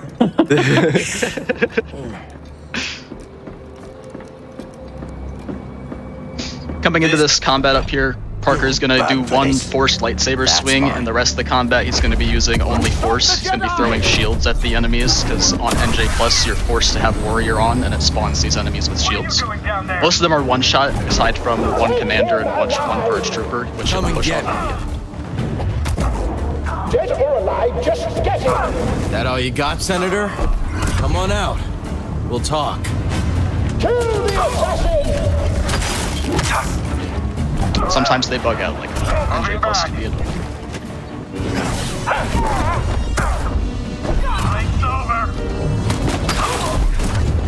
Reinforcements!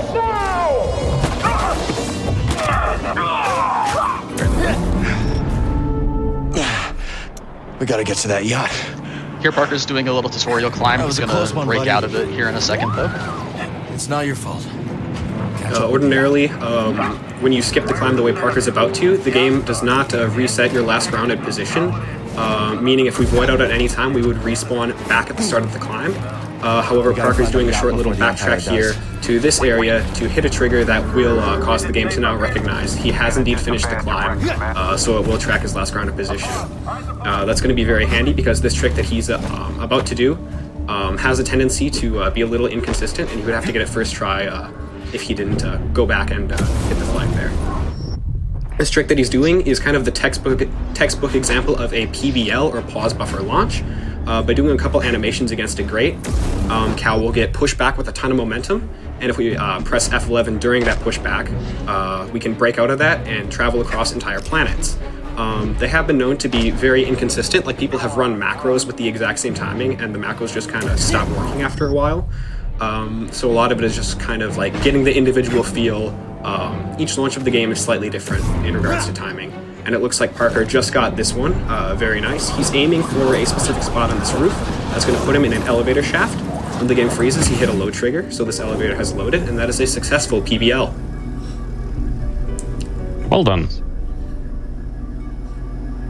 And that trick pretty much is the main reason why there is a category split between unrestricted and restricted, because of how inconsistent that can be, and also it's sometimes system dependent as well. It can be pretty tricky for some people to get it working. So we made a category split about a year back to basically eliminate that specific glitch from certain runs.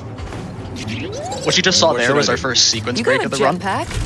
When you hit a trigger for the first time out of order, the game will give you a prompt to tell you that you've sequence broken. It'll prompt you to reload, and otherwise it'll tell you that there's unintended consequences, and what we want is unintended consequences.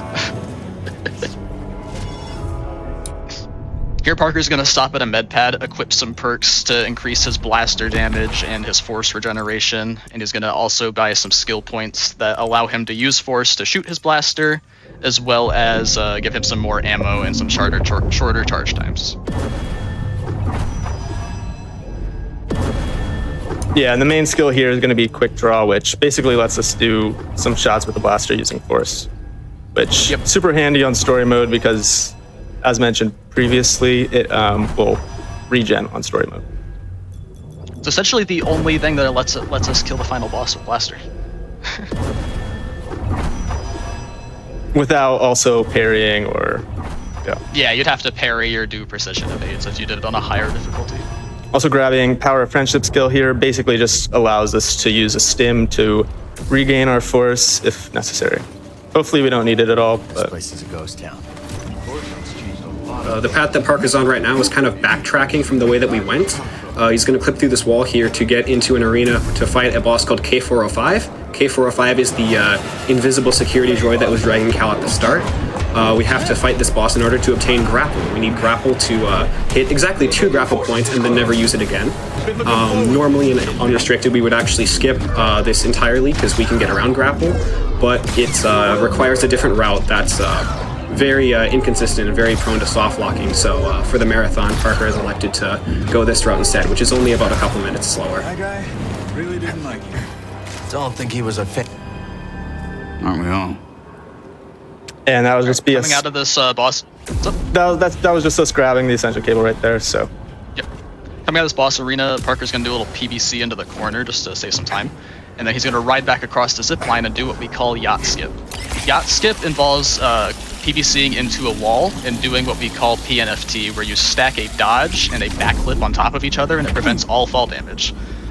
This will take him back down the elevator shaft he just rode, and it saves about 16 minutes since it skips the entire yacht section. Wow. And just gets rid of the whole purpose that Cal came to Coruscant for, which is to get intel from Senator Sajan. One thing that you saw Parker do, when he came down alongside the elevator shaft, he kind of jumped into it in a weird way. That was to hit a loading trigger here. There's a loading trigger in the elevator shaft that if he doesn't hit, the floor in this room will just disappear. So we'll see in a second if he hit it. And he did, very nice. So now he's on his way to not fight a boss. Because he skipped Yacht, the story flags haven't been set for him to fight the Ninth Sister. Normally you're supposed to go to the right here and fight the Ninth Sister. Instead he's going to go through this door and do a couple of PBCs to get out of bounds and go around the Ninth Sister arena, which is probably faster than fighting her anyway, and she also just doesn't spawn because we skipped Yacht.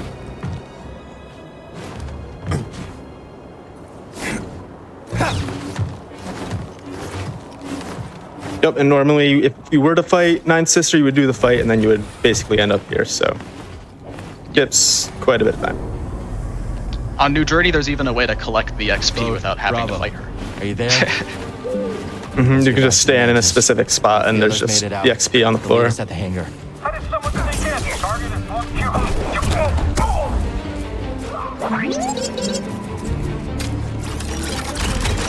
Coming up here is one of the two reasons that we need grapple.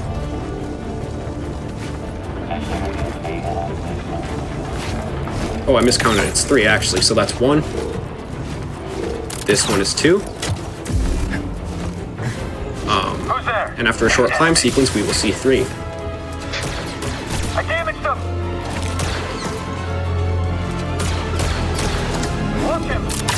And now we're never going to use grapple again. We might use it for speed in certain spots, but it's not necessary at all. Fingers close. Yeah, it's the only place it's necessary.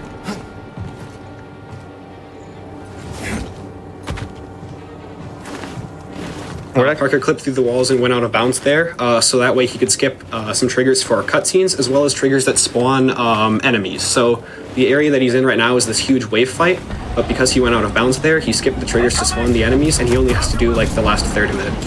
Nice. Parker additionally has Ricochet equipped, one of the alternate ammo types for Blaster. It helps deal with these group encounters.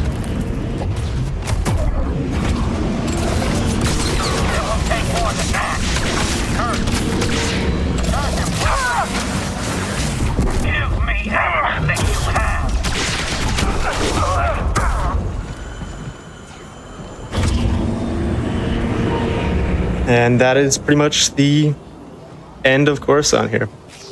Not Nice. bad, Bode. Not bad yourself.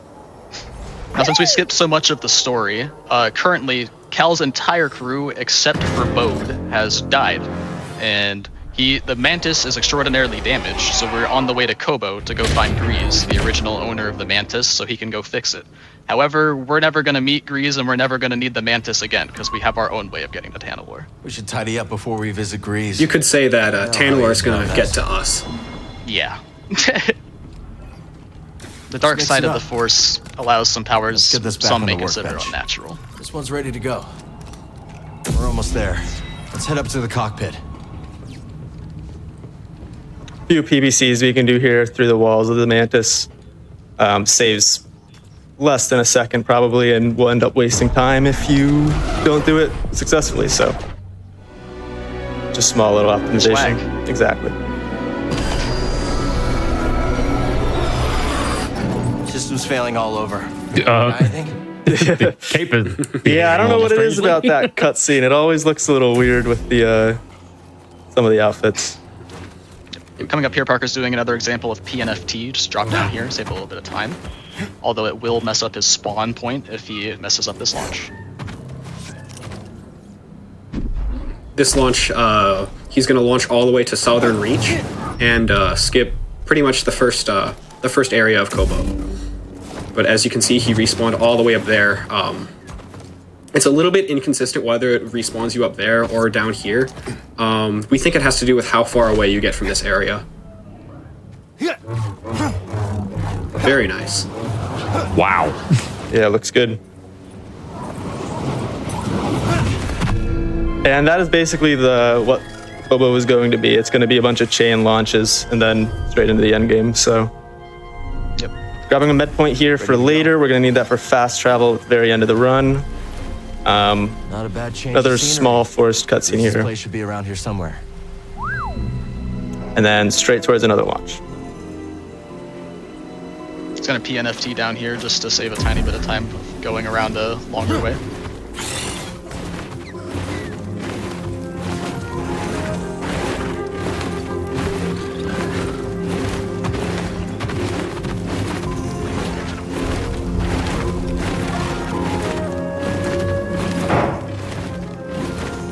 We're basically just heading for this tower up here where you see the med point light.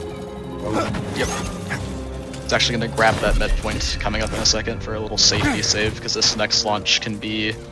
It's not necessarily inconsistent, but if you fail it, it can lose a lot of time. Consequential, yes.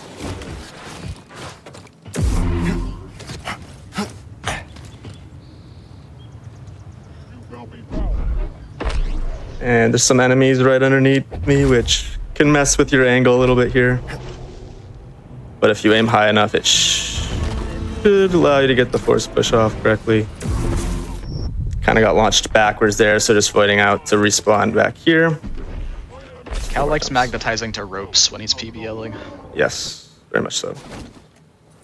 That should be good. Hopefully this is good. It might be a little... Yeah, we landed... Oh, yeah. Unlucky. Just barely off. So right there, we just landed... Yeah, I'm trying to land inside the mountain, but where I landed there, I basically hit a loading trigger, so we can just do a quit out back to that med point and give it another go. Yep, we want the area to be half loaded, and then he can get in there and load it. From the inside, yeah, exactly. Yep. Despite how powerful PBCs are, it's awfully hard to PBC through an entire mountain. Yep, you need a Neko for that. I'm noticing this is a very, very broken glitch that lets you skip a lot of the game. Mm-hmm.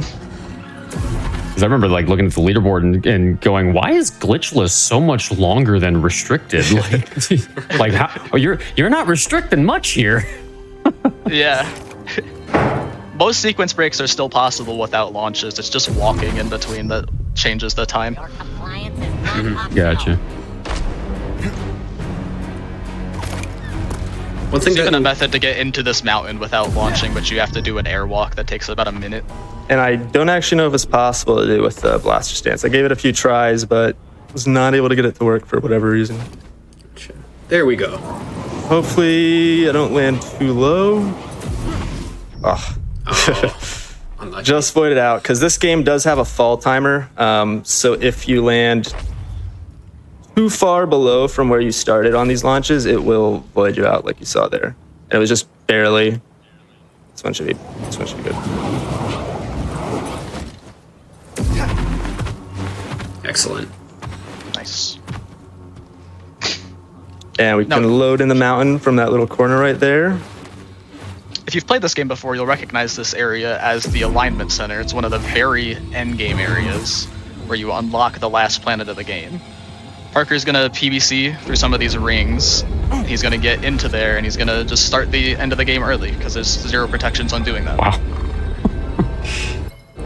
There is a dev screen cutscene. You're gonna see it right now.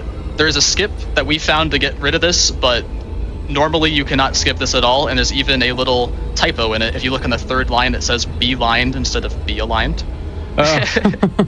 This cutscene also never made it into the game. This was just a placeholder for something that never even happened. Yep, because what we're doing right here is basically unlocking the final planet of the game, so skips, what would you say, 2-3 hours of the game? Just 2 or from 3 this hours one if you're skip? a speedrunner, 40 hours if you're a casual player. Yeah.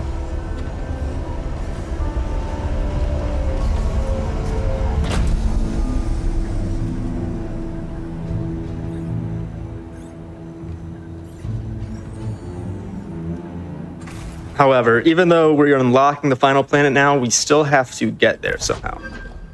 Yep.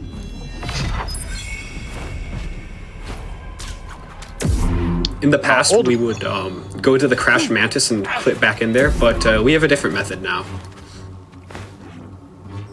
What were you saying, Garbage? Exactly what you were going to say. Gotcha. Now we're heading over to what will be the final launch of the run, assuming I can get this one. This one is especially inconsistent. It's also the loading trigger that we have to launch through is basically it's a vertical plane like the size of a piece of paper, and you kind of have to jump through it, so it's very tricky to get the trajectory. I'll give it a few tries, otherwise we'll take this safer, longer route, which loses probably a minute or 2. All set.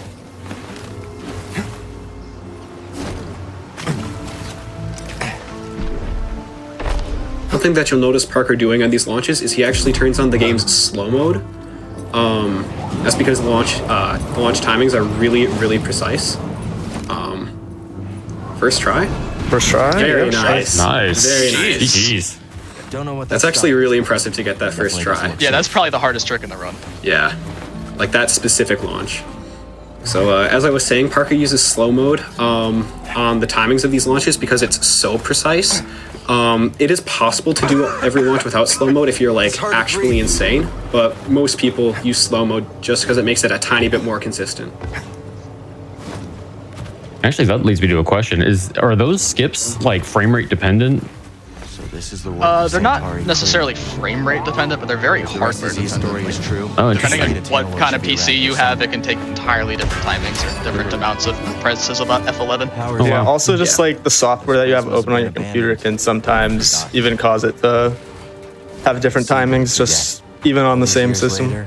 Interesting. On our mission. Yeah. The end result is that basically every runner has their own individual setups that vary slightly, whether it's timing or positioning. Here Parker's doing some Parker is doing some movement around here to get into the what even is this area called? The control The forest tower? array. The forest array, thank you, yeah. The control tower at the forest array here. He's doing some skips to skip a puzzle. The puzzle's over to his right with that little laser, and you have to like move this ball all the way around. But by doing the movement that he did, he can get around most of the puzzle, including skipping, learning how to tame things like Neckos and Relters, which are not super useful to us in this run. They used to be very useful. We used to actually have to go tame a Necco so we could click back into the Mantis. Since we don't need the Mantis anymore, we don't need the Necco. Powered Z's chamber. We're getting close. There's those spy droids again. We're not the only ones interested in the array.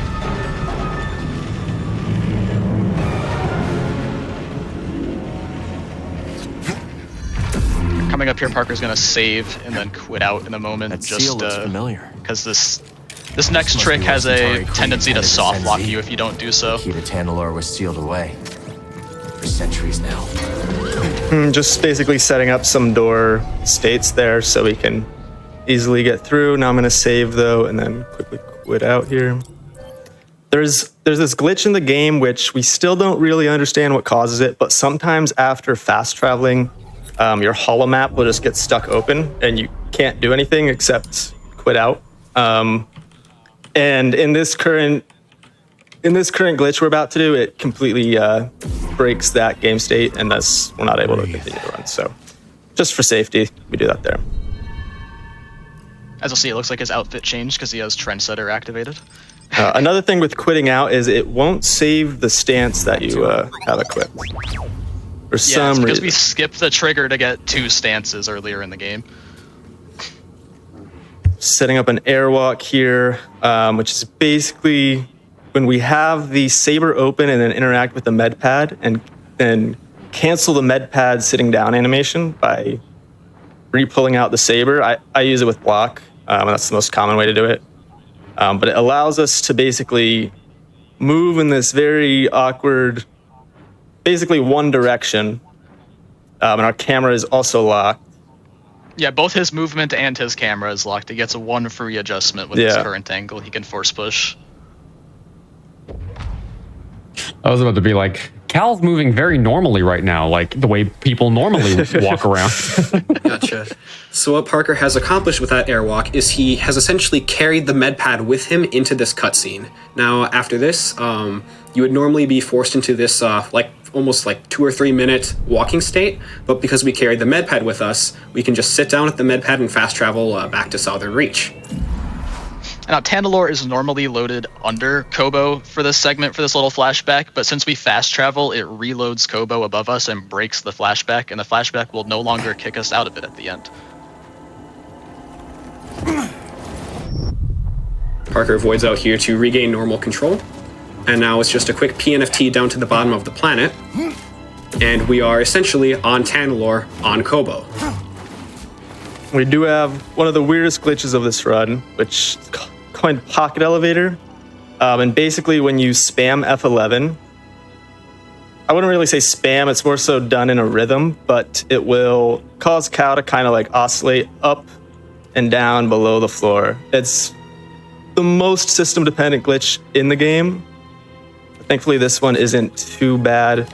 Basically, right below us is the final part of the cutscene on that Tanalorr flashback, and just by getting into that area, it'll pull us into that, so we don't have to actually like break out of this glitch and land anywhere specific. It is tough to get going though.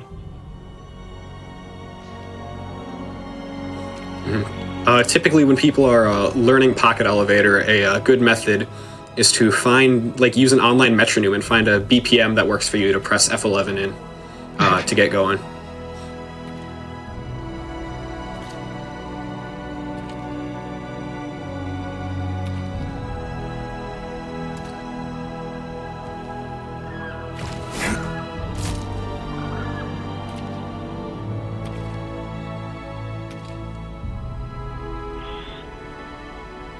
As you can see, Pocket Elevator is also a little bit inconsistent, and it's also banned in restricted categories because of that. This is another one of those glitches where can be completely different results based on even just what software you have open, so.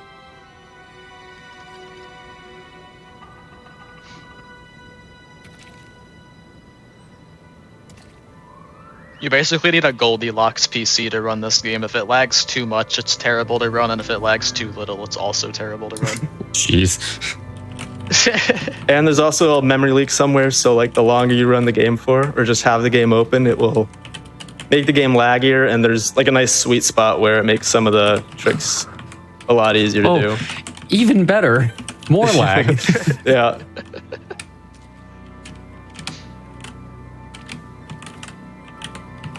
If Respawn did their job right, we wouldn't have a speedrun, though.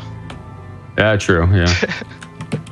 Oh, you'd have one. It would just be like 2.5 hours. Yeah.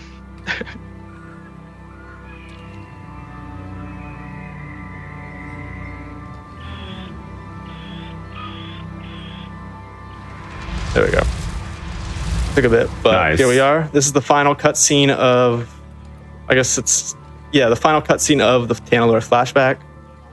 Normally after you finish this, it would put you straight into that Dagongera boss fight back in the forest array, but because we fast traveled out of it, that's completely broken, and we can actually just do a PPC here through this invisible door, do some out of bounds movement, and we're essentially on Tanalorr right now. It's just not fully loaded in. And there's a med point up here we want to save at and quit out.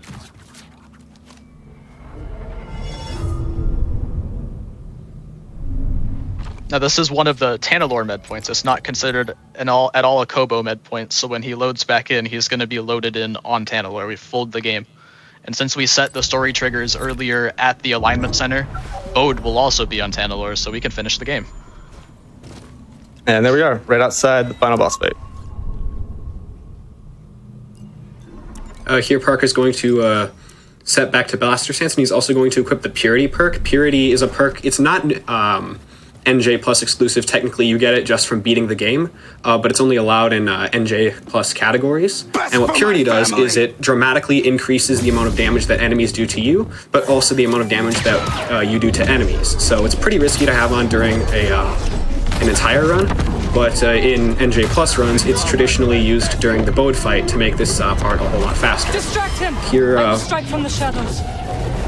Here, Parker's going to PBC kind of out of this cutscene in a second, and that's going to break Bode's AI, which is going to make it so that we can just kind of lay into him. Yep, he kind of just doesn't want to do anything. There's a few attacks that he will do, but none of them are his strongest ones by any means. Mostly he just stands there. Reminds me of how they beat the final boss in Dark Souls 3. And they just like skip a trigger for the AI and then just start wailing on him. It's exactly the same. Yep. So time is going to be in a second when we see the Jedi Survivor logo show up on the credits. There it is. There it is. Time. GG's. Well done. GG, Parker. So yeah, do you have any shout outs you want to give? Any plugs you want to do? Tell people where to follow you, where to find you at? Yeah, you can check out my YouTube channel. It's Parker, same name on the screen. And basically there you'll see just a bunch of different types of runs for this game specifically. Bunch of different categories, some official, some non-official. And also just a general shout out to our Discord community. If anybody is interested in actually learning the run, any of the runs, we have a very helpful community that was definitely a great resource for learning this game. One Trick Garbage, you guys have anything to say? I mean, also, I guess shout out my YouTube channel. I hold the record for NJ Plus Restricted. I don't post there unless I'm really getting a PB, but if you want to see new PBs, that's where they are. Yep, I'm good. I just dropped the link to our speedrun.com page in the chat if you guys want to check it out. Yeah, you have to send that to a mod because links are currently blocked. But yeah, yep. That makes sense. Yeah, we can get one of the mods to repost that for you. But right. yeah, if you want to send it to one of them. But yeah, thank you to the three of you for showcasing this off. I was looking for space themed runs for this episode, and I was like, we got to get a Star Wars run in here. And this was definitely one of the top contenders for Star Wars runs that I wanted. So thank you both, or thank the three of you for coming out and showing it off. Yeah, thank you for having us. Yep. Absolutely. So, folks, before we head off into the next break, just want to let you know your subs, Prime Gaming subs, gift subs, and bits cheered on the GDQ Twitch channel help support Games Done Quick Hotfix. If you enjoy watching speedruns, consider subscribing to the channel to get access to our emotes and chat with other subscribers during our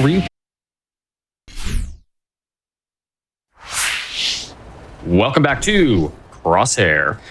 Before we jump into the next run, just want to let you all know about GDQ's next all-women and femme speedrunning event, Frost Fatales 2025, will be live from March 9th to the 16th. Submissions are open from now until the end of the day, Sunday, November 24th. Go to gamesdonequick.com/framefatales for more info.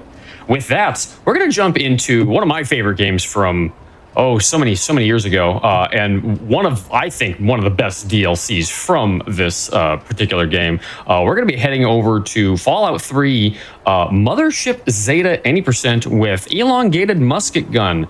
Musket gun, how are you doing? Oh, I'm doing pretty good. Thank you for having me on Crosshair. Absolutely. So this is going to be Fallout 3 Mothership Zeta DLC any percent. Any percent implies that all glitches are allowed, so we'll be using a couple key glitches that are that you would be familiar with from the base game any percent. And so that also means any kind of sequence skips inside of quest lines can also be done. So as you'll see later on in this run, it's just not really the entirety of Mothership Zeta. More so, it is going to be just sort of like clipping out and then getting to the final fight sequence if you're familiar with the Mothership Zeta. Before I start the run, I do want to let everyone know that at the beginning of the run, there's going to be a lot of flashing on the screen. So if you're like photosensitive or have epilepsy, I would recommend to not look at the first couple minutes of the run, and I'll try to tell people as I go through the run. But I think I'm ready to start. All right. So awesome. When I accept on the save file, time starts. So in 3, 2, 1, go. Good luck. Right. So here we are going to be doing some quick save, quick load skipping, and that is the main tech of this run. It skips text, but it also allows you to clip out of bounds. And I'll get a little bit more into that once I'm done with this. Here we're going to dump all our stats into strength because the stats in this run do not matter since we're not going to really be doing any persuasion, any kind of combat. We're going to be skipping over largely most of it. And here is a little trick known as truck skip. There's a little trigger to the left of me where you, well, I call him Liam Neeson, but your dad in this game. Oh. He has to hit a dialogue trigger. Oh, I messed it up. I missed it, but over here, there is a little dialogue trigger. And you can push him there with your truck. It doesn't really lose that much time. Here's where the most of the flashing on the screen will happen, because I have to quick save, quick load 9 or 10 times.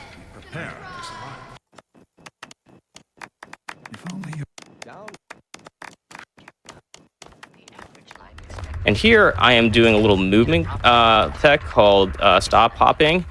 Basically, let me talk to Jonas real quick, but you are going to stop holding a W and jump in the air, flick your mouse, and then hold W again, and it gives you a small little speed boost that allows you to get up to around 160% movement speed for a short, brief time. However, this this movement tech known as stop hopping cannot be... Come on. Huh? There we go. It cannot be added on to a glitch we're going to do later known as speed cripple. Hey, Jonas, get a picture of me with the... So we're just going to push our dad over to the camera spot, let him take our picture. And here inside of the main vault, we're going to clip out early. And the reason why is we don't really need to do the entirety of the vault. We just need to get to 16 years old in order to have enough movement speed to be fast. So when you also clip out of bounds too in Fallout 3, there's a mechanic called the COC. So you see him falling into the void, and I just randomly appear somewhere. Inside of the Bethesda speedruns, or inside of the Bethesda games, the COC mechanic stands for center on cell. And center on cell basically means that if you ever fall out of bounds, the devs did not want you to be stuck out of bounds. So you'll hit like a little plane outside in the out of bounds area, and it'll just warp you to a predetermined location. And so we're going to use that again here. Before I leave, I'm going to make a save. And the reason why is we're going to be getting a missile launcher. And that's how we're going to get speed cripple. There is a chance that the vendors do not have a missile launcher, in which case I'll reload that save. But there's a tougher variation of speed cripple known as cliff cripple. And I will not be doing that since it is extremely inconsistent. And you might be able to get it, but... it basically is very rare, at least for me. Oh, they're not here. Where did they go? Oh, that's okay.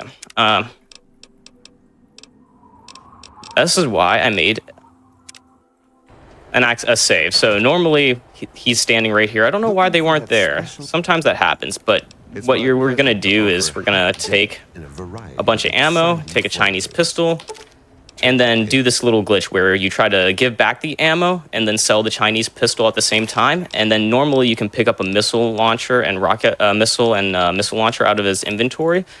And so take the missile launcher here, and we're going to shoot it at the ground. So like that. So that is a glitch known as speed cripple. And speed cripple basically by making a quick save, breaking your legs, but at the same time as breaking your legs, reloading that quick save, the game gets confused. And the reason for this is that when you're in a crippled state, the game subtracts around roughly 40 units of speed, so only around 60 units of speed, which makes sense. If your leg is broken, you can't move as fast. But when you go back to that quick save, the game has to all of a sudden put your movement speed all the way back to 100 because you don't have broken legs in that save. So if you do that in short succession, sometimes you can confuse the game to add on the cripple speed onto your normal movement speed, and that's how we're moving so fast here. A glitch known as speed cripple. As for the stuff I was doing inside of the vault, it sort of happened fast, so I didn't get to explain it too well, but it boils down to quick saving and quick loading inside of Fallout 3 is very broken because there's no real load screen associated with quick saving and quick loading. It's more or less instantaneous. So you can use that to skip dialogue. That's how I was skipping dialogue with our dad or Liam Neeson, whichever one you would prefer. And also, in terms of how the game handles collision, when you are trying to go out of or up against a wall and you're moving, and you quick save and then you quick load, there's an order of operations for which the game handles collision. And the first portion of that operation is actually to load in character collision first. So sometimes your character collision will load in before the wall collision, and then you'll go out of bounds. So that's why it's also very broken for that sort of mechanic. But quick save, quick load clipping is sort of the bread and butter of all Fallout 3 speedruns, as well as the Mothership Zeta speedrun as well. Beyond this, the actual plot of Mothership Zeta is going to be largely ignored. Normally, when you enter the DLC, you normally get a radio response and a little message as that pop-up came up earlier. And then you go to the to the recon spacecraft site, and then all of a sudden you're zapped into to the air by all these aliens, and they do a procedure on you. And then from there, you plan out how to break out with Soma, meet Sally along the way, and then Elliot and Paulson, and then you go through that level of the ship, get to the second level, destroy all, or go through each of the laboratories, and then do combat in that, and then eventually you'll make yourself to the main bridge of the ship, and that's when the fight with the other mothership happens. But that is largely going to be skipped thanks to quick save, quick load clipping. So just wanted to give you a little bit of heads up as we get into there. Sorry that the vendors did not show up earlier. I really wanted to show off me getting the missile launcher to you, but sometimes Fallout 3 does that, and I anticipated by having a save already made for that. Yeah, it's all good. Oh, apart from that, we're just making our way over to Mothership Zeta. There's a nice long walking section of the run. Allows me to just turn on auto walk, so it's always chill running Fallout 3 runs sometimes. You don't have to you're not constantly doing hard things. You can sometimes relax in between certain sections of the run. And also, after we're done with Mothership Zeta, you can also grab the Alien Blaster, which, fun fact, in the base game, if you don't have Mothership Zeta loaded in, the Alien Blaster is just sitting there, but because there's no load zone for the DLC, you can just pick it up and you don't have to worry about having to play out the DLC to get the Alien Blaster. But that is what's going on at the current time. As for like the rest of... Oh, sorry. Oh, I was just gonna say, I was like, that's really interesting because my first time playing this was the Game of the Year edition, so I already had all the DLC, and so I ended up playing like a bunch of the DLC first. I think the one where you go back in time and to Anchorage, Alaska, and fight, and you get the power armor at the end of it. I think that was like the first time the first DLC I played, and I thought, this is a really strange thing to have in the game. Come to find out later it was the DLC. I didn't even know it at the time. That's true. It's like, I think Bethesda anticipated a lot of people having played the game first, especially with like, not Operation Anchor, Broken Steel, because you only get to play that at the end. But if you start a new game and have all the DLCs loaded in, it just gives you 5 text boxes off the bat to be like, hey, start this DLC. And then here's where they'll implant, I forgot, it's some alien operation, but I forgot what they do to us in this. It's been a while since I played this DLC casually, but... Coming up ahead, though, we're gonna not plan the breakout with Soma and then use the power of quick save, quick load clipping to just phase outside the wall, because you can do that in Fallout 3.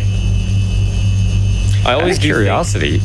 I just had a question. Like, out of curiosity, so quick save, quick load's like a pretty broken glitch, and it carries over into New Vegas. How long would this DLC take if you didn't use quick save, quick load? Hey, you okay? You all right? About time. I am not entirely sure because I have never done this DLC glitchless. Like, my casual playthrough probably lasted an hour and a half, I think, to get through here, but that's not really indicative of a speedy playthrough. Yeah, probably like, 45 minutes or something then, something like that. All right, here we're gonna grab a shock baton because we need to be able to beat up all the people on the bridge, and using our fists is not very efficient.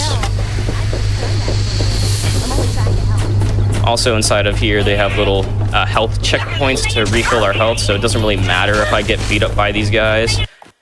Also, oh, don't do this to me. There we go. That door is sometimes finicky. But yeah, as long as I just don't die, we'll be good. Which, it's really hard to here, because like, another benefit of Speed Cripple is that you're moving so fast that, like, I guess the way that NPCs and enemies track you in the game, they don't accurately predict where you're going to be with shots because you're moving so fast. So that's another little benefit of it. But you do have to be careful not to break your legs when you have Speed Cripple, otherwise it removes the Speed Cripple. But you can always get it back just by loading that old missile cripple save and then just trying it again. here. I'm also going to make a safety save because it is easy to fall out of bounds. We have to clip through here and then at least clip to get into here. And so that is like the major skip of this whole thing, is we just went straight to the bridge instead of going to knock out the generators, to knock out the laboratories. We just go through here. And take out these guys. Nice. And while we wait for Soma, Elliot, Paulson, and Sally to come here, I'll show you guys the spaceship just spawns out of nowhere. It's sort of, yeah.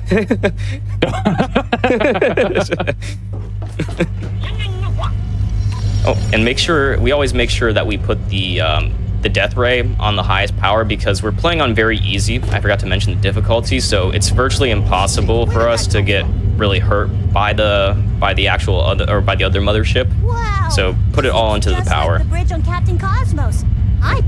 Soma, you go stand over there. Someone in chat said it's easy to fall out of bounds. That's a good one. Very good. Oh, and the audio cue we're looking here is, I think, well, I know what it is. It's, he says, I ain't. There we go, yeah. He says, I ain't no goddamn space monkey. And then we can just start blasting away the other mothership.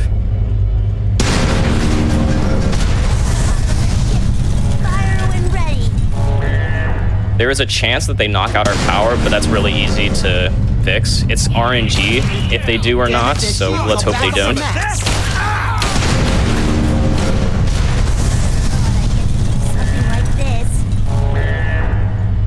But while we're doing this fight, I can like remark that Fallout 3 was always, or Fallout 3 Mothership Zeta was always one of like the most interesting DLCs for me, just because they had really cool environments and mechanics. And I know that there's not as much exploration as like other Fallout 3 DLCs, but it was a very just cool DLC in general.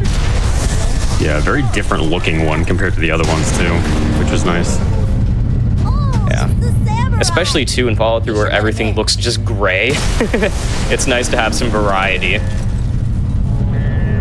That is true. Just like the last time. He's from Japan. There we go. We're almost done with this fight. And then once that happens, we'll just wait for either Sally or I think it's Elliot to talk to us, and then we can go home. Once I enter the teleporter to go back to Earth, that is technically the end of the speedrun. So we'll go through here to skip some stuff. And then sometimes they will come directly to you if you wait an hour, but that is not always given. They are not playing nice today. And then time happens right now. Hi, GG's. Yep, that was a Fallout 3 Mothership Zeta. Nice short little speed run, but it's a really fun run, especially if you're new to Fallout 3 speedrunning. It's actually a really fun and easy run to get into. Not too many difficult things to learn. Oh yeah, and here's that alien blaster I was talking about. But yeah, make sure to check out the Fallout speedruns community. The people within the community are so helpful. When I first joined in 2020, people would get into Discord calls with me to help me learn Fallout 3, learn other games. And we always appreciate those who just want to come in and have a good time with the Fallout speedruns, just like the rest of us. And then shout out to my Twitch, twitch.tv/elongated musket gun. But yeah, that's all I got for Fallout 3. Thank you guys. Awesome. Thank you so much for running it. I know this is like such a weird, obscure category to ask somebody to run, but I was like, we got to keep it thematically consistent, so we got to do space. So I appreciate the fact that you did that. I was looking at the leaderboard and going like, man, the last run for this game was like 3 years ago. I wonder if anybody's actually like de-rusted enough to do this run. So I'm glad you get to show it off. This was like probably one of my favorite DLCs to play. So it's super cool to get to see it. So yeah, thank you very much for showing it off. Thank you so much. You guys have a good night. Absolutely. Thank you. And chat.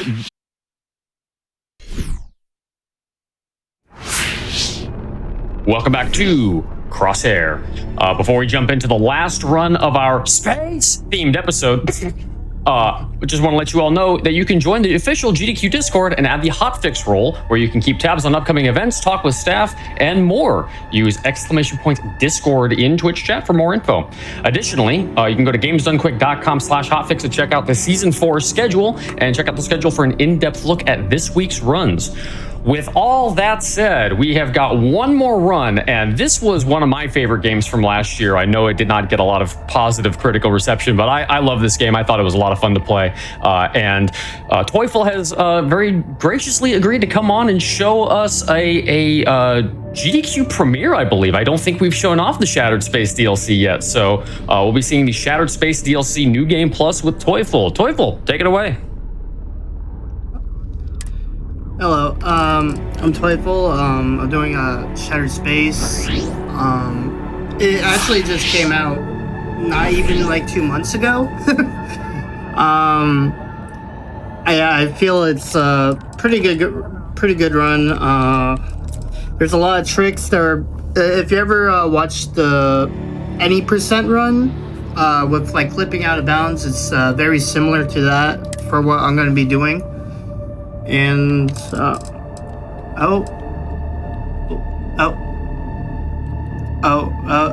okay, sorry about that.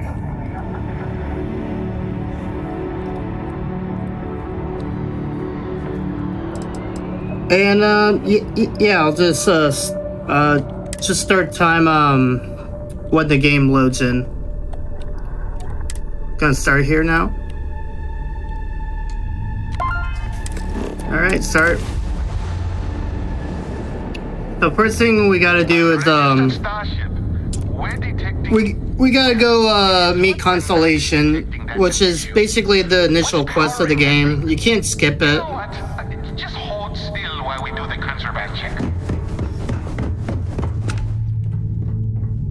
Alright.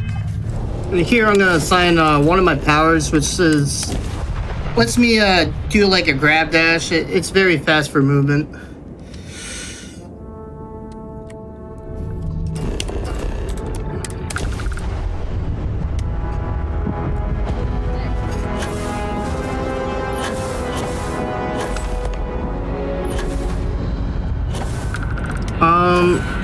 From here we go to this train. Fun fact, some like YouTuber told us about this, where it basically skips the cutscene if you interact with the front of the train there. Was a very nice helpful tip there.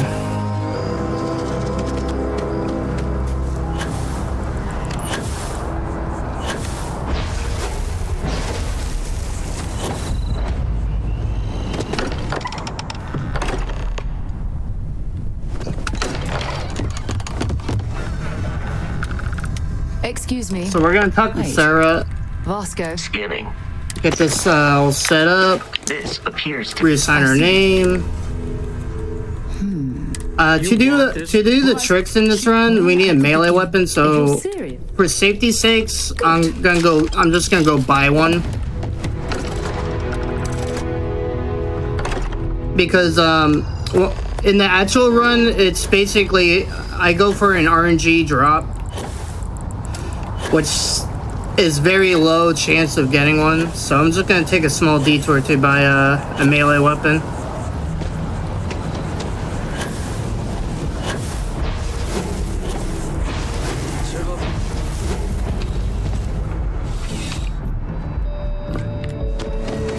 There's something to be said for welcome to all sales of fun. And then after this, we warp to the DLC area.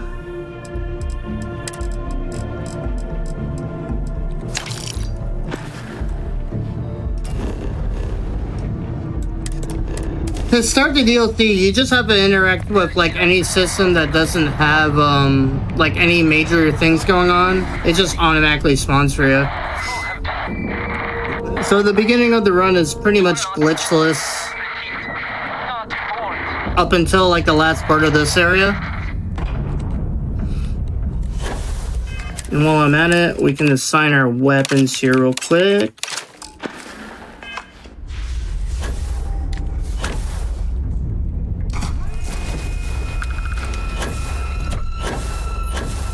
And here there's like a lot of zero G movement, which is pretty difficult, I feel. I still haven't gotten used to it.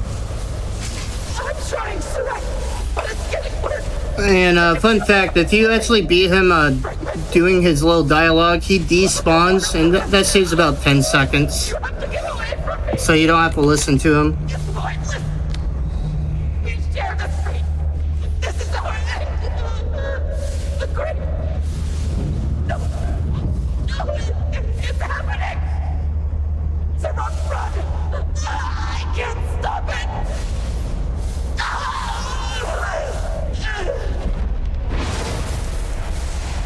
Okay, so I just randomly dashed into a wall because, fun fact, that dash also gives you a slight damage increase for like a few seconds. So I basically was able to just kind of one-shot her there. And now I get to do some nice, just basic movement throughout this space station. We gotta navigate through it.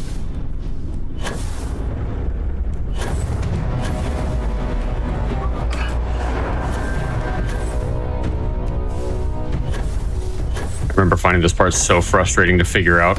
It's all these tight corridors and stuff.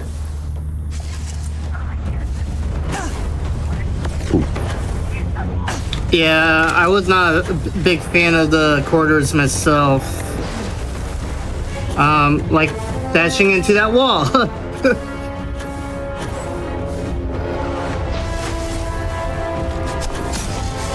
Oh yeah, we gotta grab the little key card there to progress.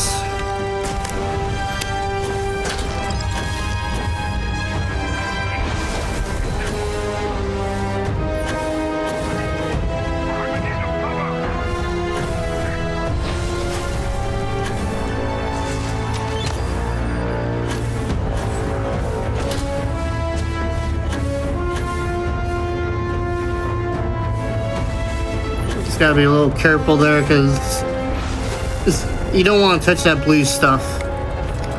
It'll like send you back. Kind of annoying. Alright. Got that. Alright. Warning. Gravity procedure initiated. Please check your surroundings to ensure personal safety. Restoring gravity in 3, 2, 1. That could have been bad, but we're good. Power cell connected. Port operations for. I was about to say, you look like you were about to die there. Yeah. Alright, this is where I would normally, in the run, I would search like this chest for like a melee weapon and or one of these guys. We're gonna swap to the Star Shard, which is a lot better of a weapon than the...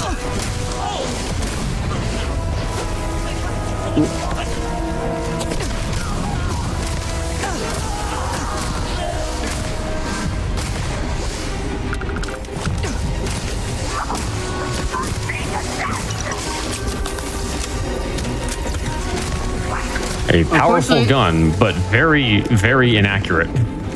Yeah, even though I'm like targeting them, it can be funky sometimes. Yeah. Alright, so this is like, I'm gonna be doing a trick here. I'm gonna try clipping out of bounds. Oh, if I can get down, thank you. All major systems on standby. Oh. Mainframe reboot completed. Warning. Station jump procedure initiated. Please check your surroundings to ensure personal safety. There we go. Jump in 3. This puts us back to the beginning of the whole station. This saves like 40 seconds. Because by doing this, Jump completed. because there's a dialogue coming up here that starts the second quest. So by beating by beating the landing before the dialogue finishes, we can skip this whole cutscene, which takes like a minute.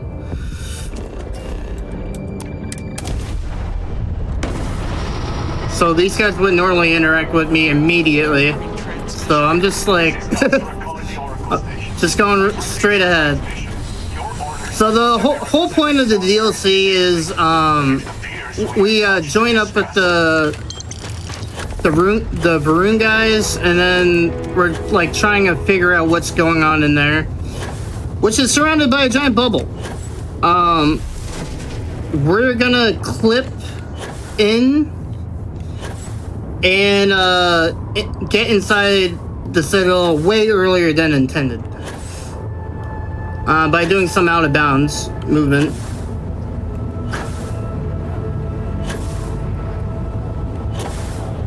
Pretty much I'm going to clip out of bounds, and then just kind of like what happened on the space station.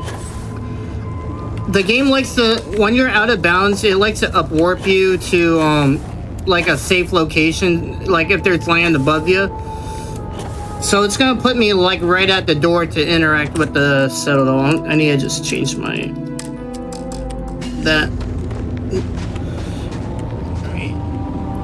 line up here. Okay, there we go. Oh yeah, there might be some flashing. Just wanted to let you know that. So if you're a little bit sensitive, oh, didn't get it that time. This might take a few tries because before we had a speedometer. Right now, I'm pretty much going off feeling if I get it or not.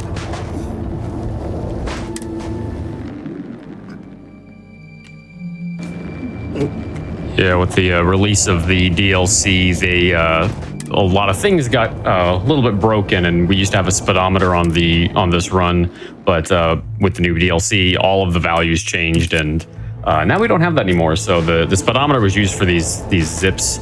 And now that it's broken, you kind of have to just do it off of, as Teufel said, like off of just feeling it.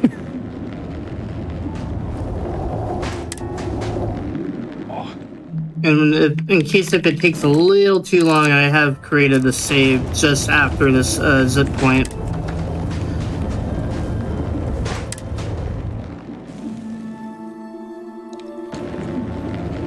Hopefully I should be able to get... This one is... There's two of these in the run, but this one is way harder to get.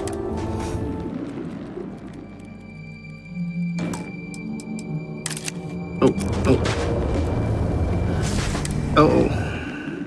Got some enemies spawning in.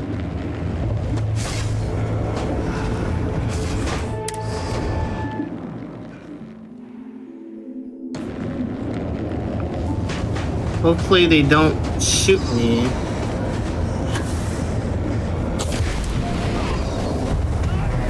Uh-oh. Yeah, I'm hearing them. That looked like it was it. Yeah.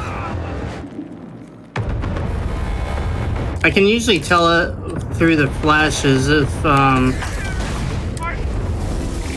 it's good or not.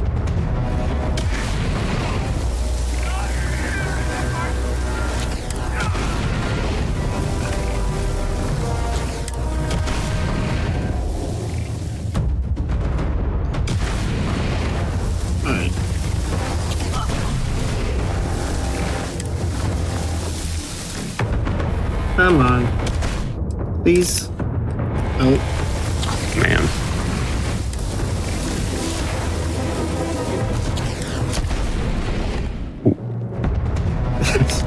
I'm just hoping I don't die. I want to kill them. I'll give it a few more tries and then I'll just load my safety save that I already made.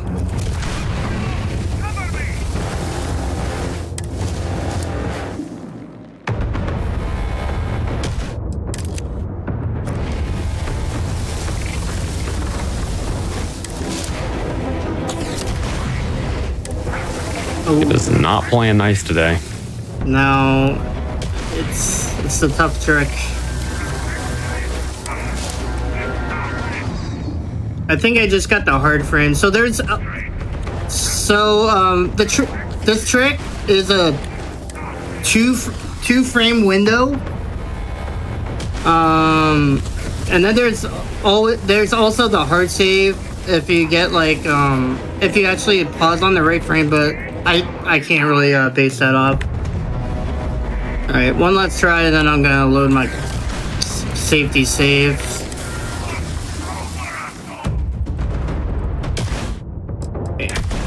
Yeah. All right, I'm gonna just load my safety save here. No worries. So what's supposed to happen is I'm supposed to basically clip out of bounds here. This is where I would have been. We basically do photo mode to basically kill the movement. That way we can kind of get into position here. Oh, I was a little off there.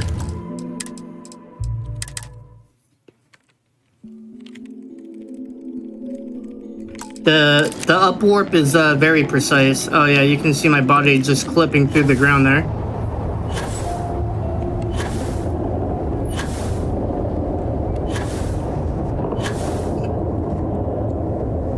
Should be good. Nope. Alright, let me just load that quick save that I made. I think I was a little too far back. Yeah, I'm a little too far back. That should be good. So I'm interacting with the door. Hopefully I get in and it doesn't bounce me out. Oh, it bounced me out. So... yeah, so basically we're trying to get inside on the frame where it's trying to bounce us out. So sometimes it'll bounce us out, and then like as I interact with the door, it'll still shoot me into the room. It's actually kind of cool. Should be good. Nope. Very finicky trick. Come on.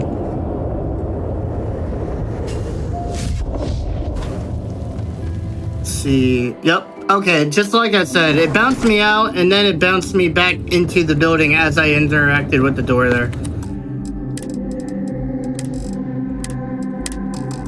Turn VSync back on for this one. So, normally, when you're in the Citadel, you have to, like, do this whole bottom section, and then you eventually go back to the top section. I basically skip all that by doing, like, an out-of-bounds movement.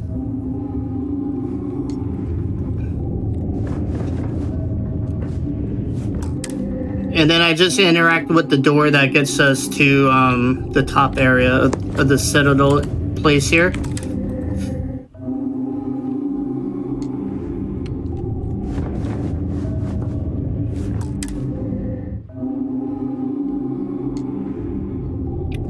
That one fell close.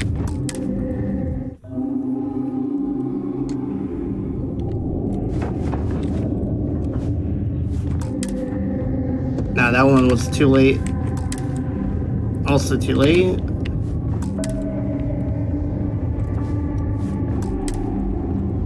That one might be good. Oop.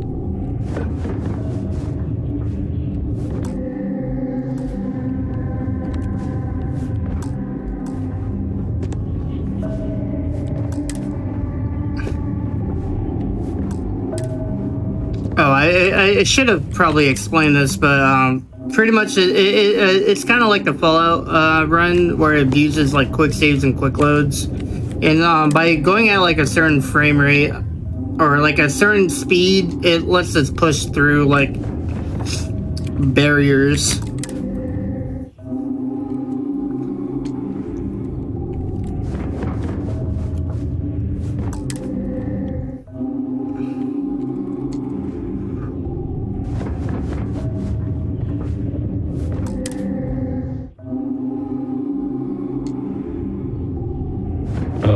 The zips are just not working. Rough. Yeah, and I was practicing this for like solid 2 hours earlier today too. That one might be okay. Nope. But if it takes too long, I also have another backup for this one. But this one usually plays nice.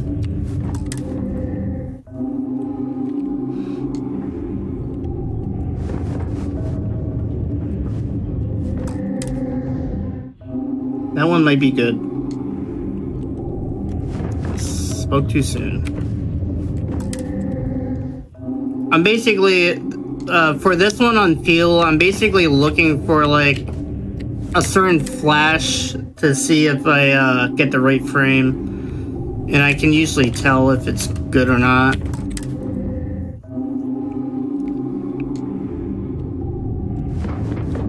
But there's a lot of other flashes that look like it's gonna be good, but it's not.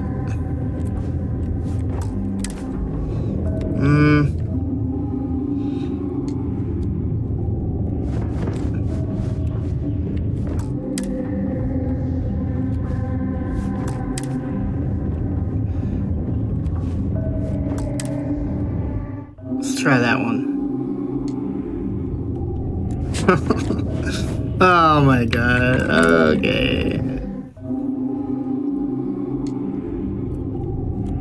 Damn. This trick is hard to do without having the speedometer. With speedometer, it's a lot easier, but when you don't have that, it's you just have to eyeball it, and it's tough to eyeball. Yeah, it's very tough to eyeball, and it took me a good while just to like just going back and forth, just trying to get just to like learn what like every like blip looked like, and it's like, is this good enough? No? Alright, let's just keep going.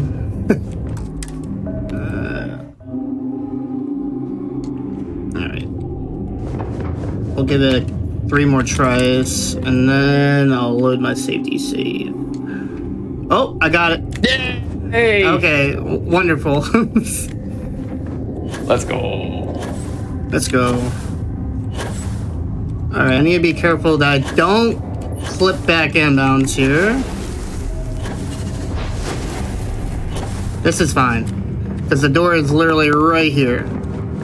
And because we skipped the whole bottom section, it's gonna like rubber band me here, because it's gonna actually update the quest, saying I have the quest now. And everything's like loading in all at once.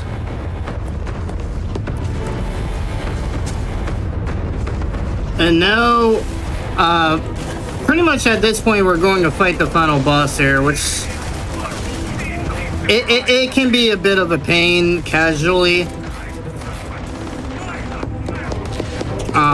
Because it's like never-ending waves of dudes.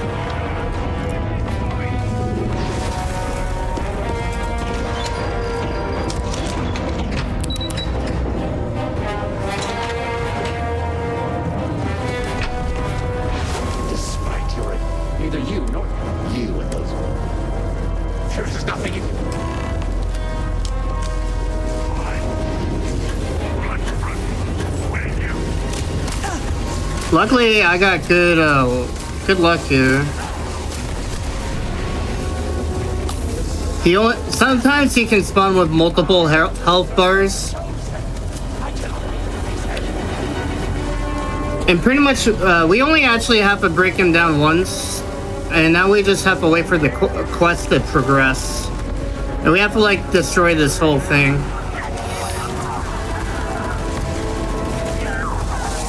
And I have like active camo, which is kind of fun.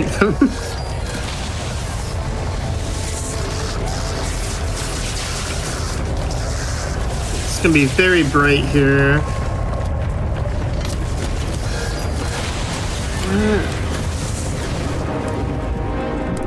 We popped AMP, which is a drug I just got. It basically gives you extra move speed and height. really useful for like glitchless runs and just general movement. But you wouldn't want to do the like zips that I was trying to do, because with the increased speed, it makes it harder to do like the out of bounds tricks. So there's a cost.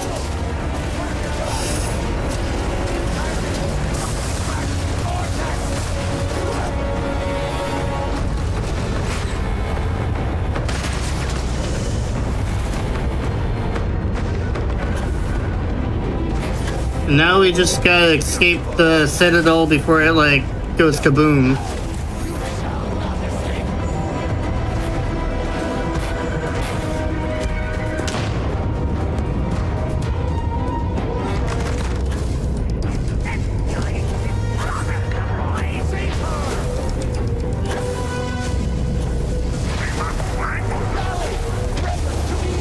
Alright, we got out of the Citadel. Now we get a little cutscene and then some dialogue.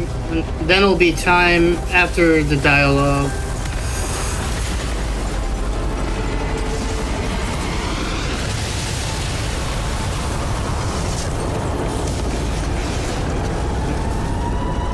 Compared to like a glitchless playthrough, by doing these out of bound movements, we save like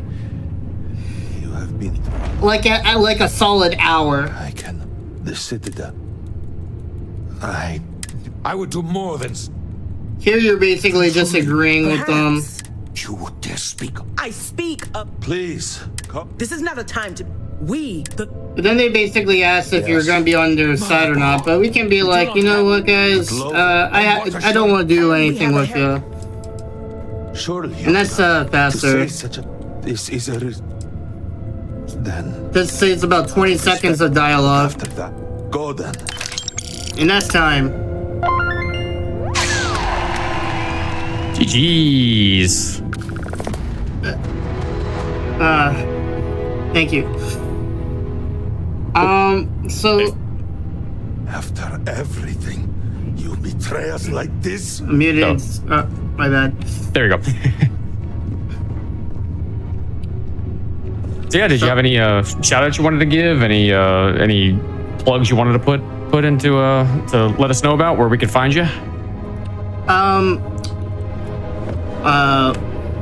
Yeah, so my YouTube is same as my username, Toyful9000. Same with Twitch. If you want to just hop in and check me out, that'd be great. I do stream occasionally, mostly Starfield New Game Plus, because I'm not a big fan of the early game, but I'm starting to branch out and try the early game stuff again, so that's cool. And hopefully more people get interested in the game, because I think this is a great speed game, and hopefully it sparks interest in the game again. Absolutely, yeah. Well, thank you very much for being on, for showing off the DLC. I was really excited to get to be the premiere of the DLC being shown off on the show. So thank you for running it. Thank you, appreciate it. Yeah. All right, folks. Well, all good things must come to an end, and sadly, it is the end of episode 1 of Crosshair. But fear not, we'll be back in 2 weeks with another episode. And I'm not gonna lie, I'm really excited for the next episode. It's an idea I've had in my head for like a GDQ marathon episode for like probably over a year now. I've had this idea in my head, and we're going to be doing it next show in 2 weeks. So yeah, so while Crosshair may be over tonight, the good news is there's still more GDQ Hotfix, because coming up next we have speedruns from the with Ignisis. So stick around to see some spooky speedruns coming up later. And with that, folks, that is going to be it for episode 1 of Crosshair. I plan to end every episode with the following: no matter what your dreams, hopes, or goals are in this world, always keep them in your crosshair. We'll see you next time. Bye.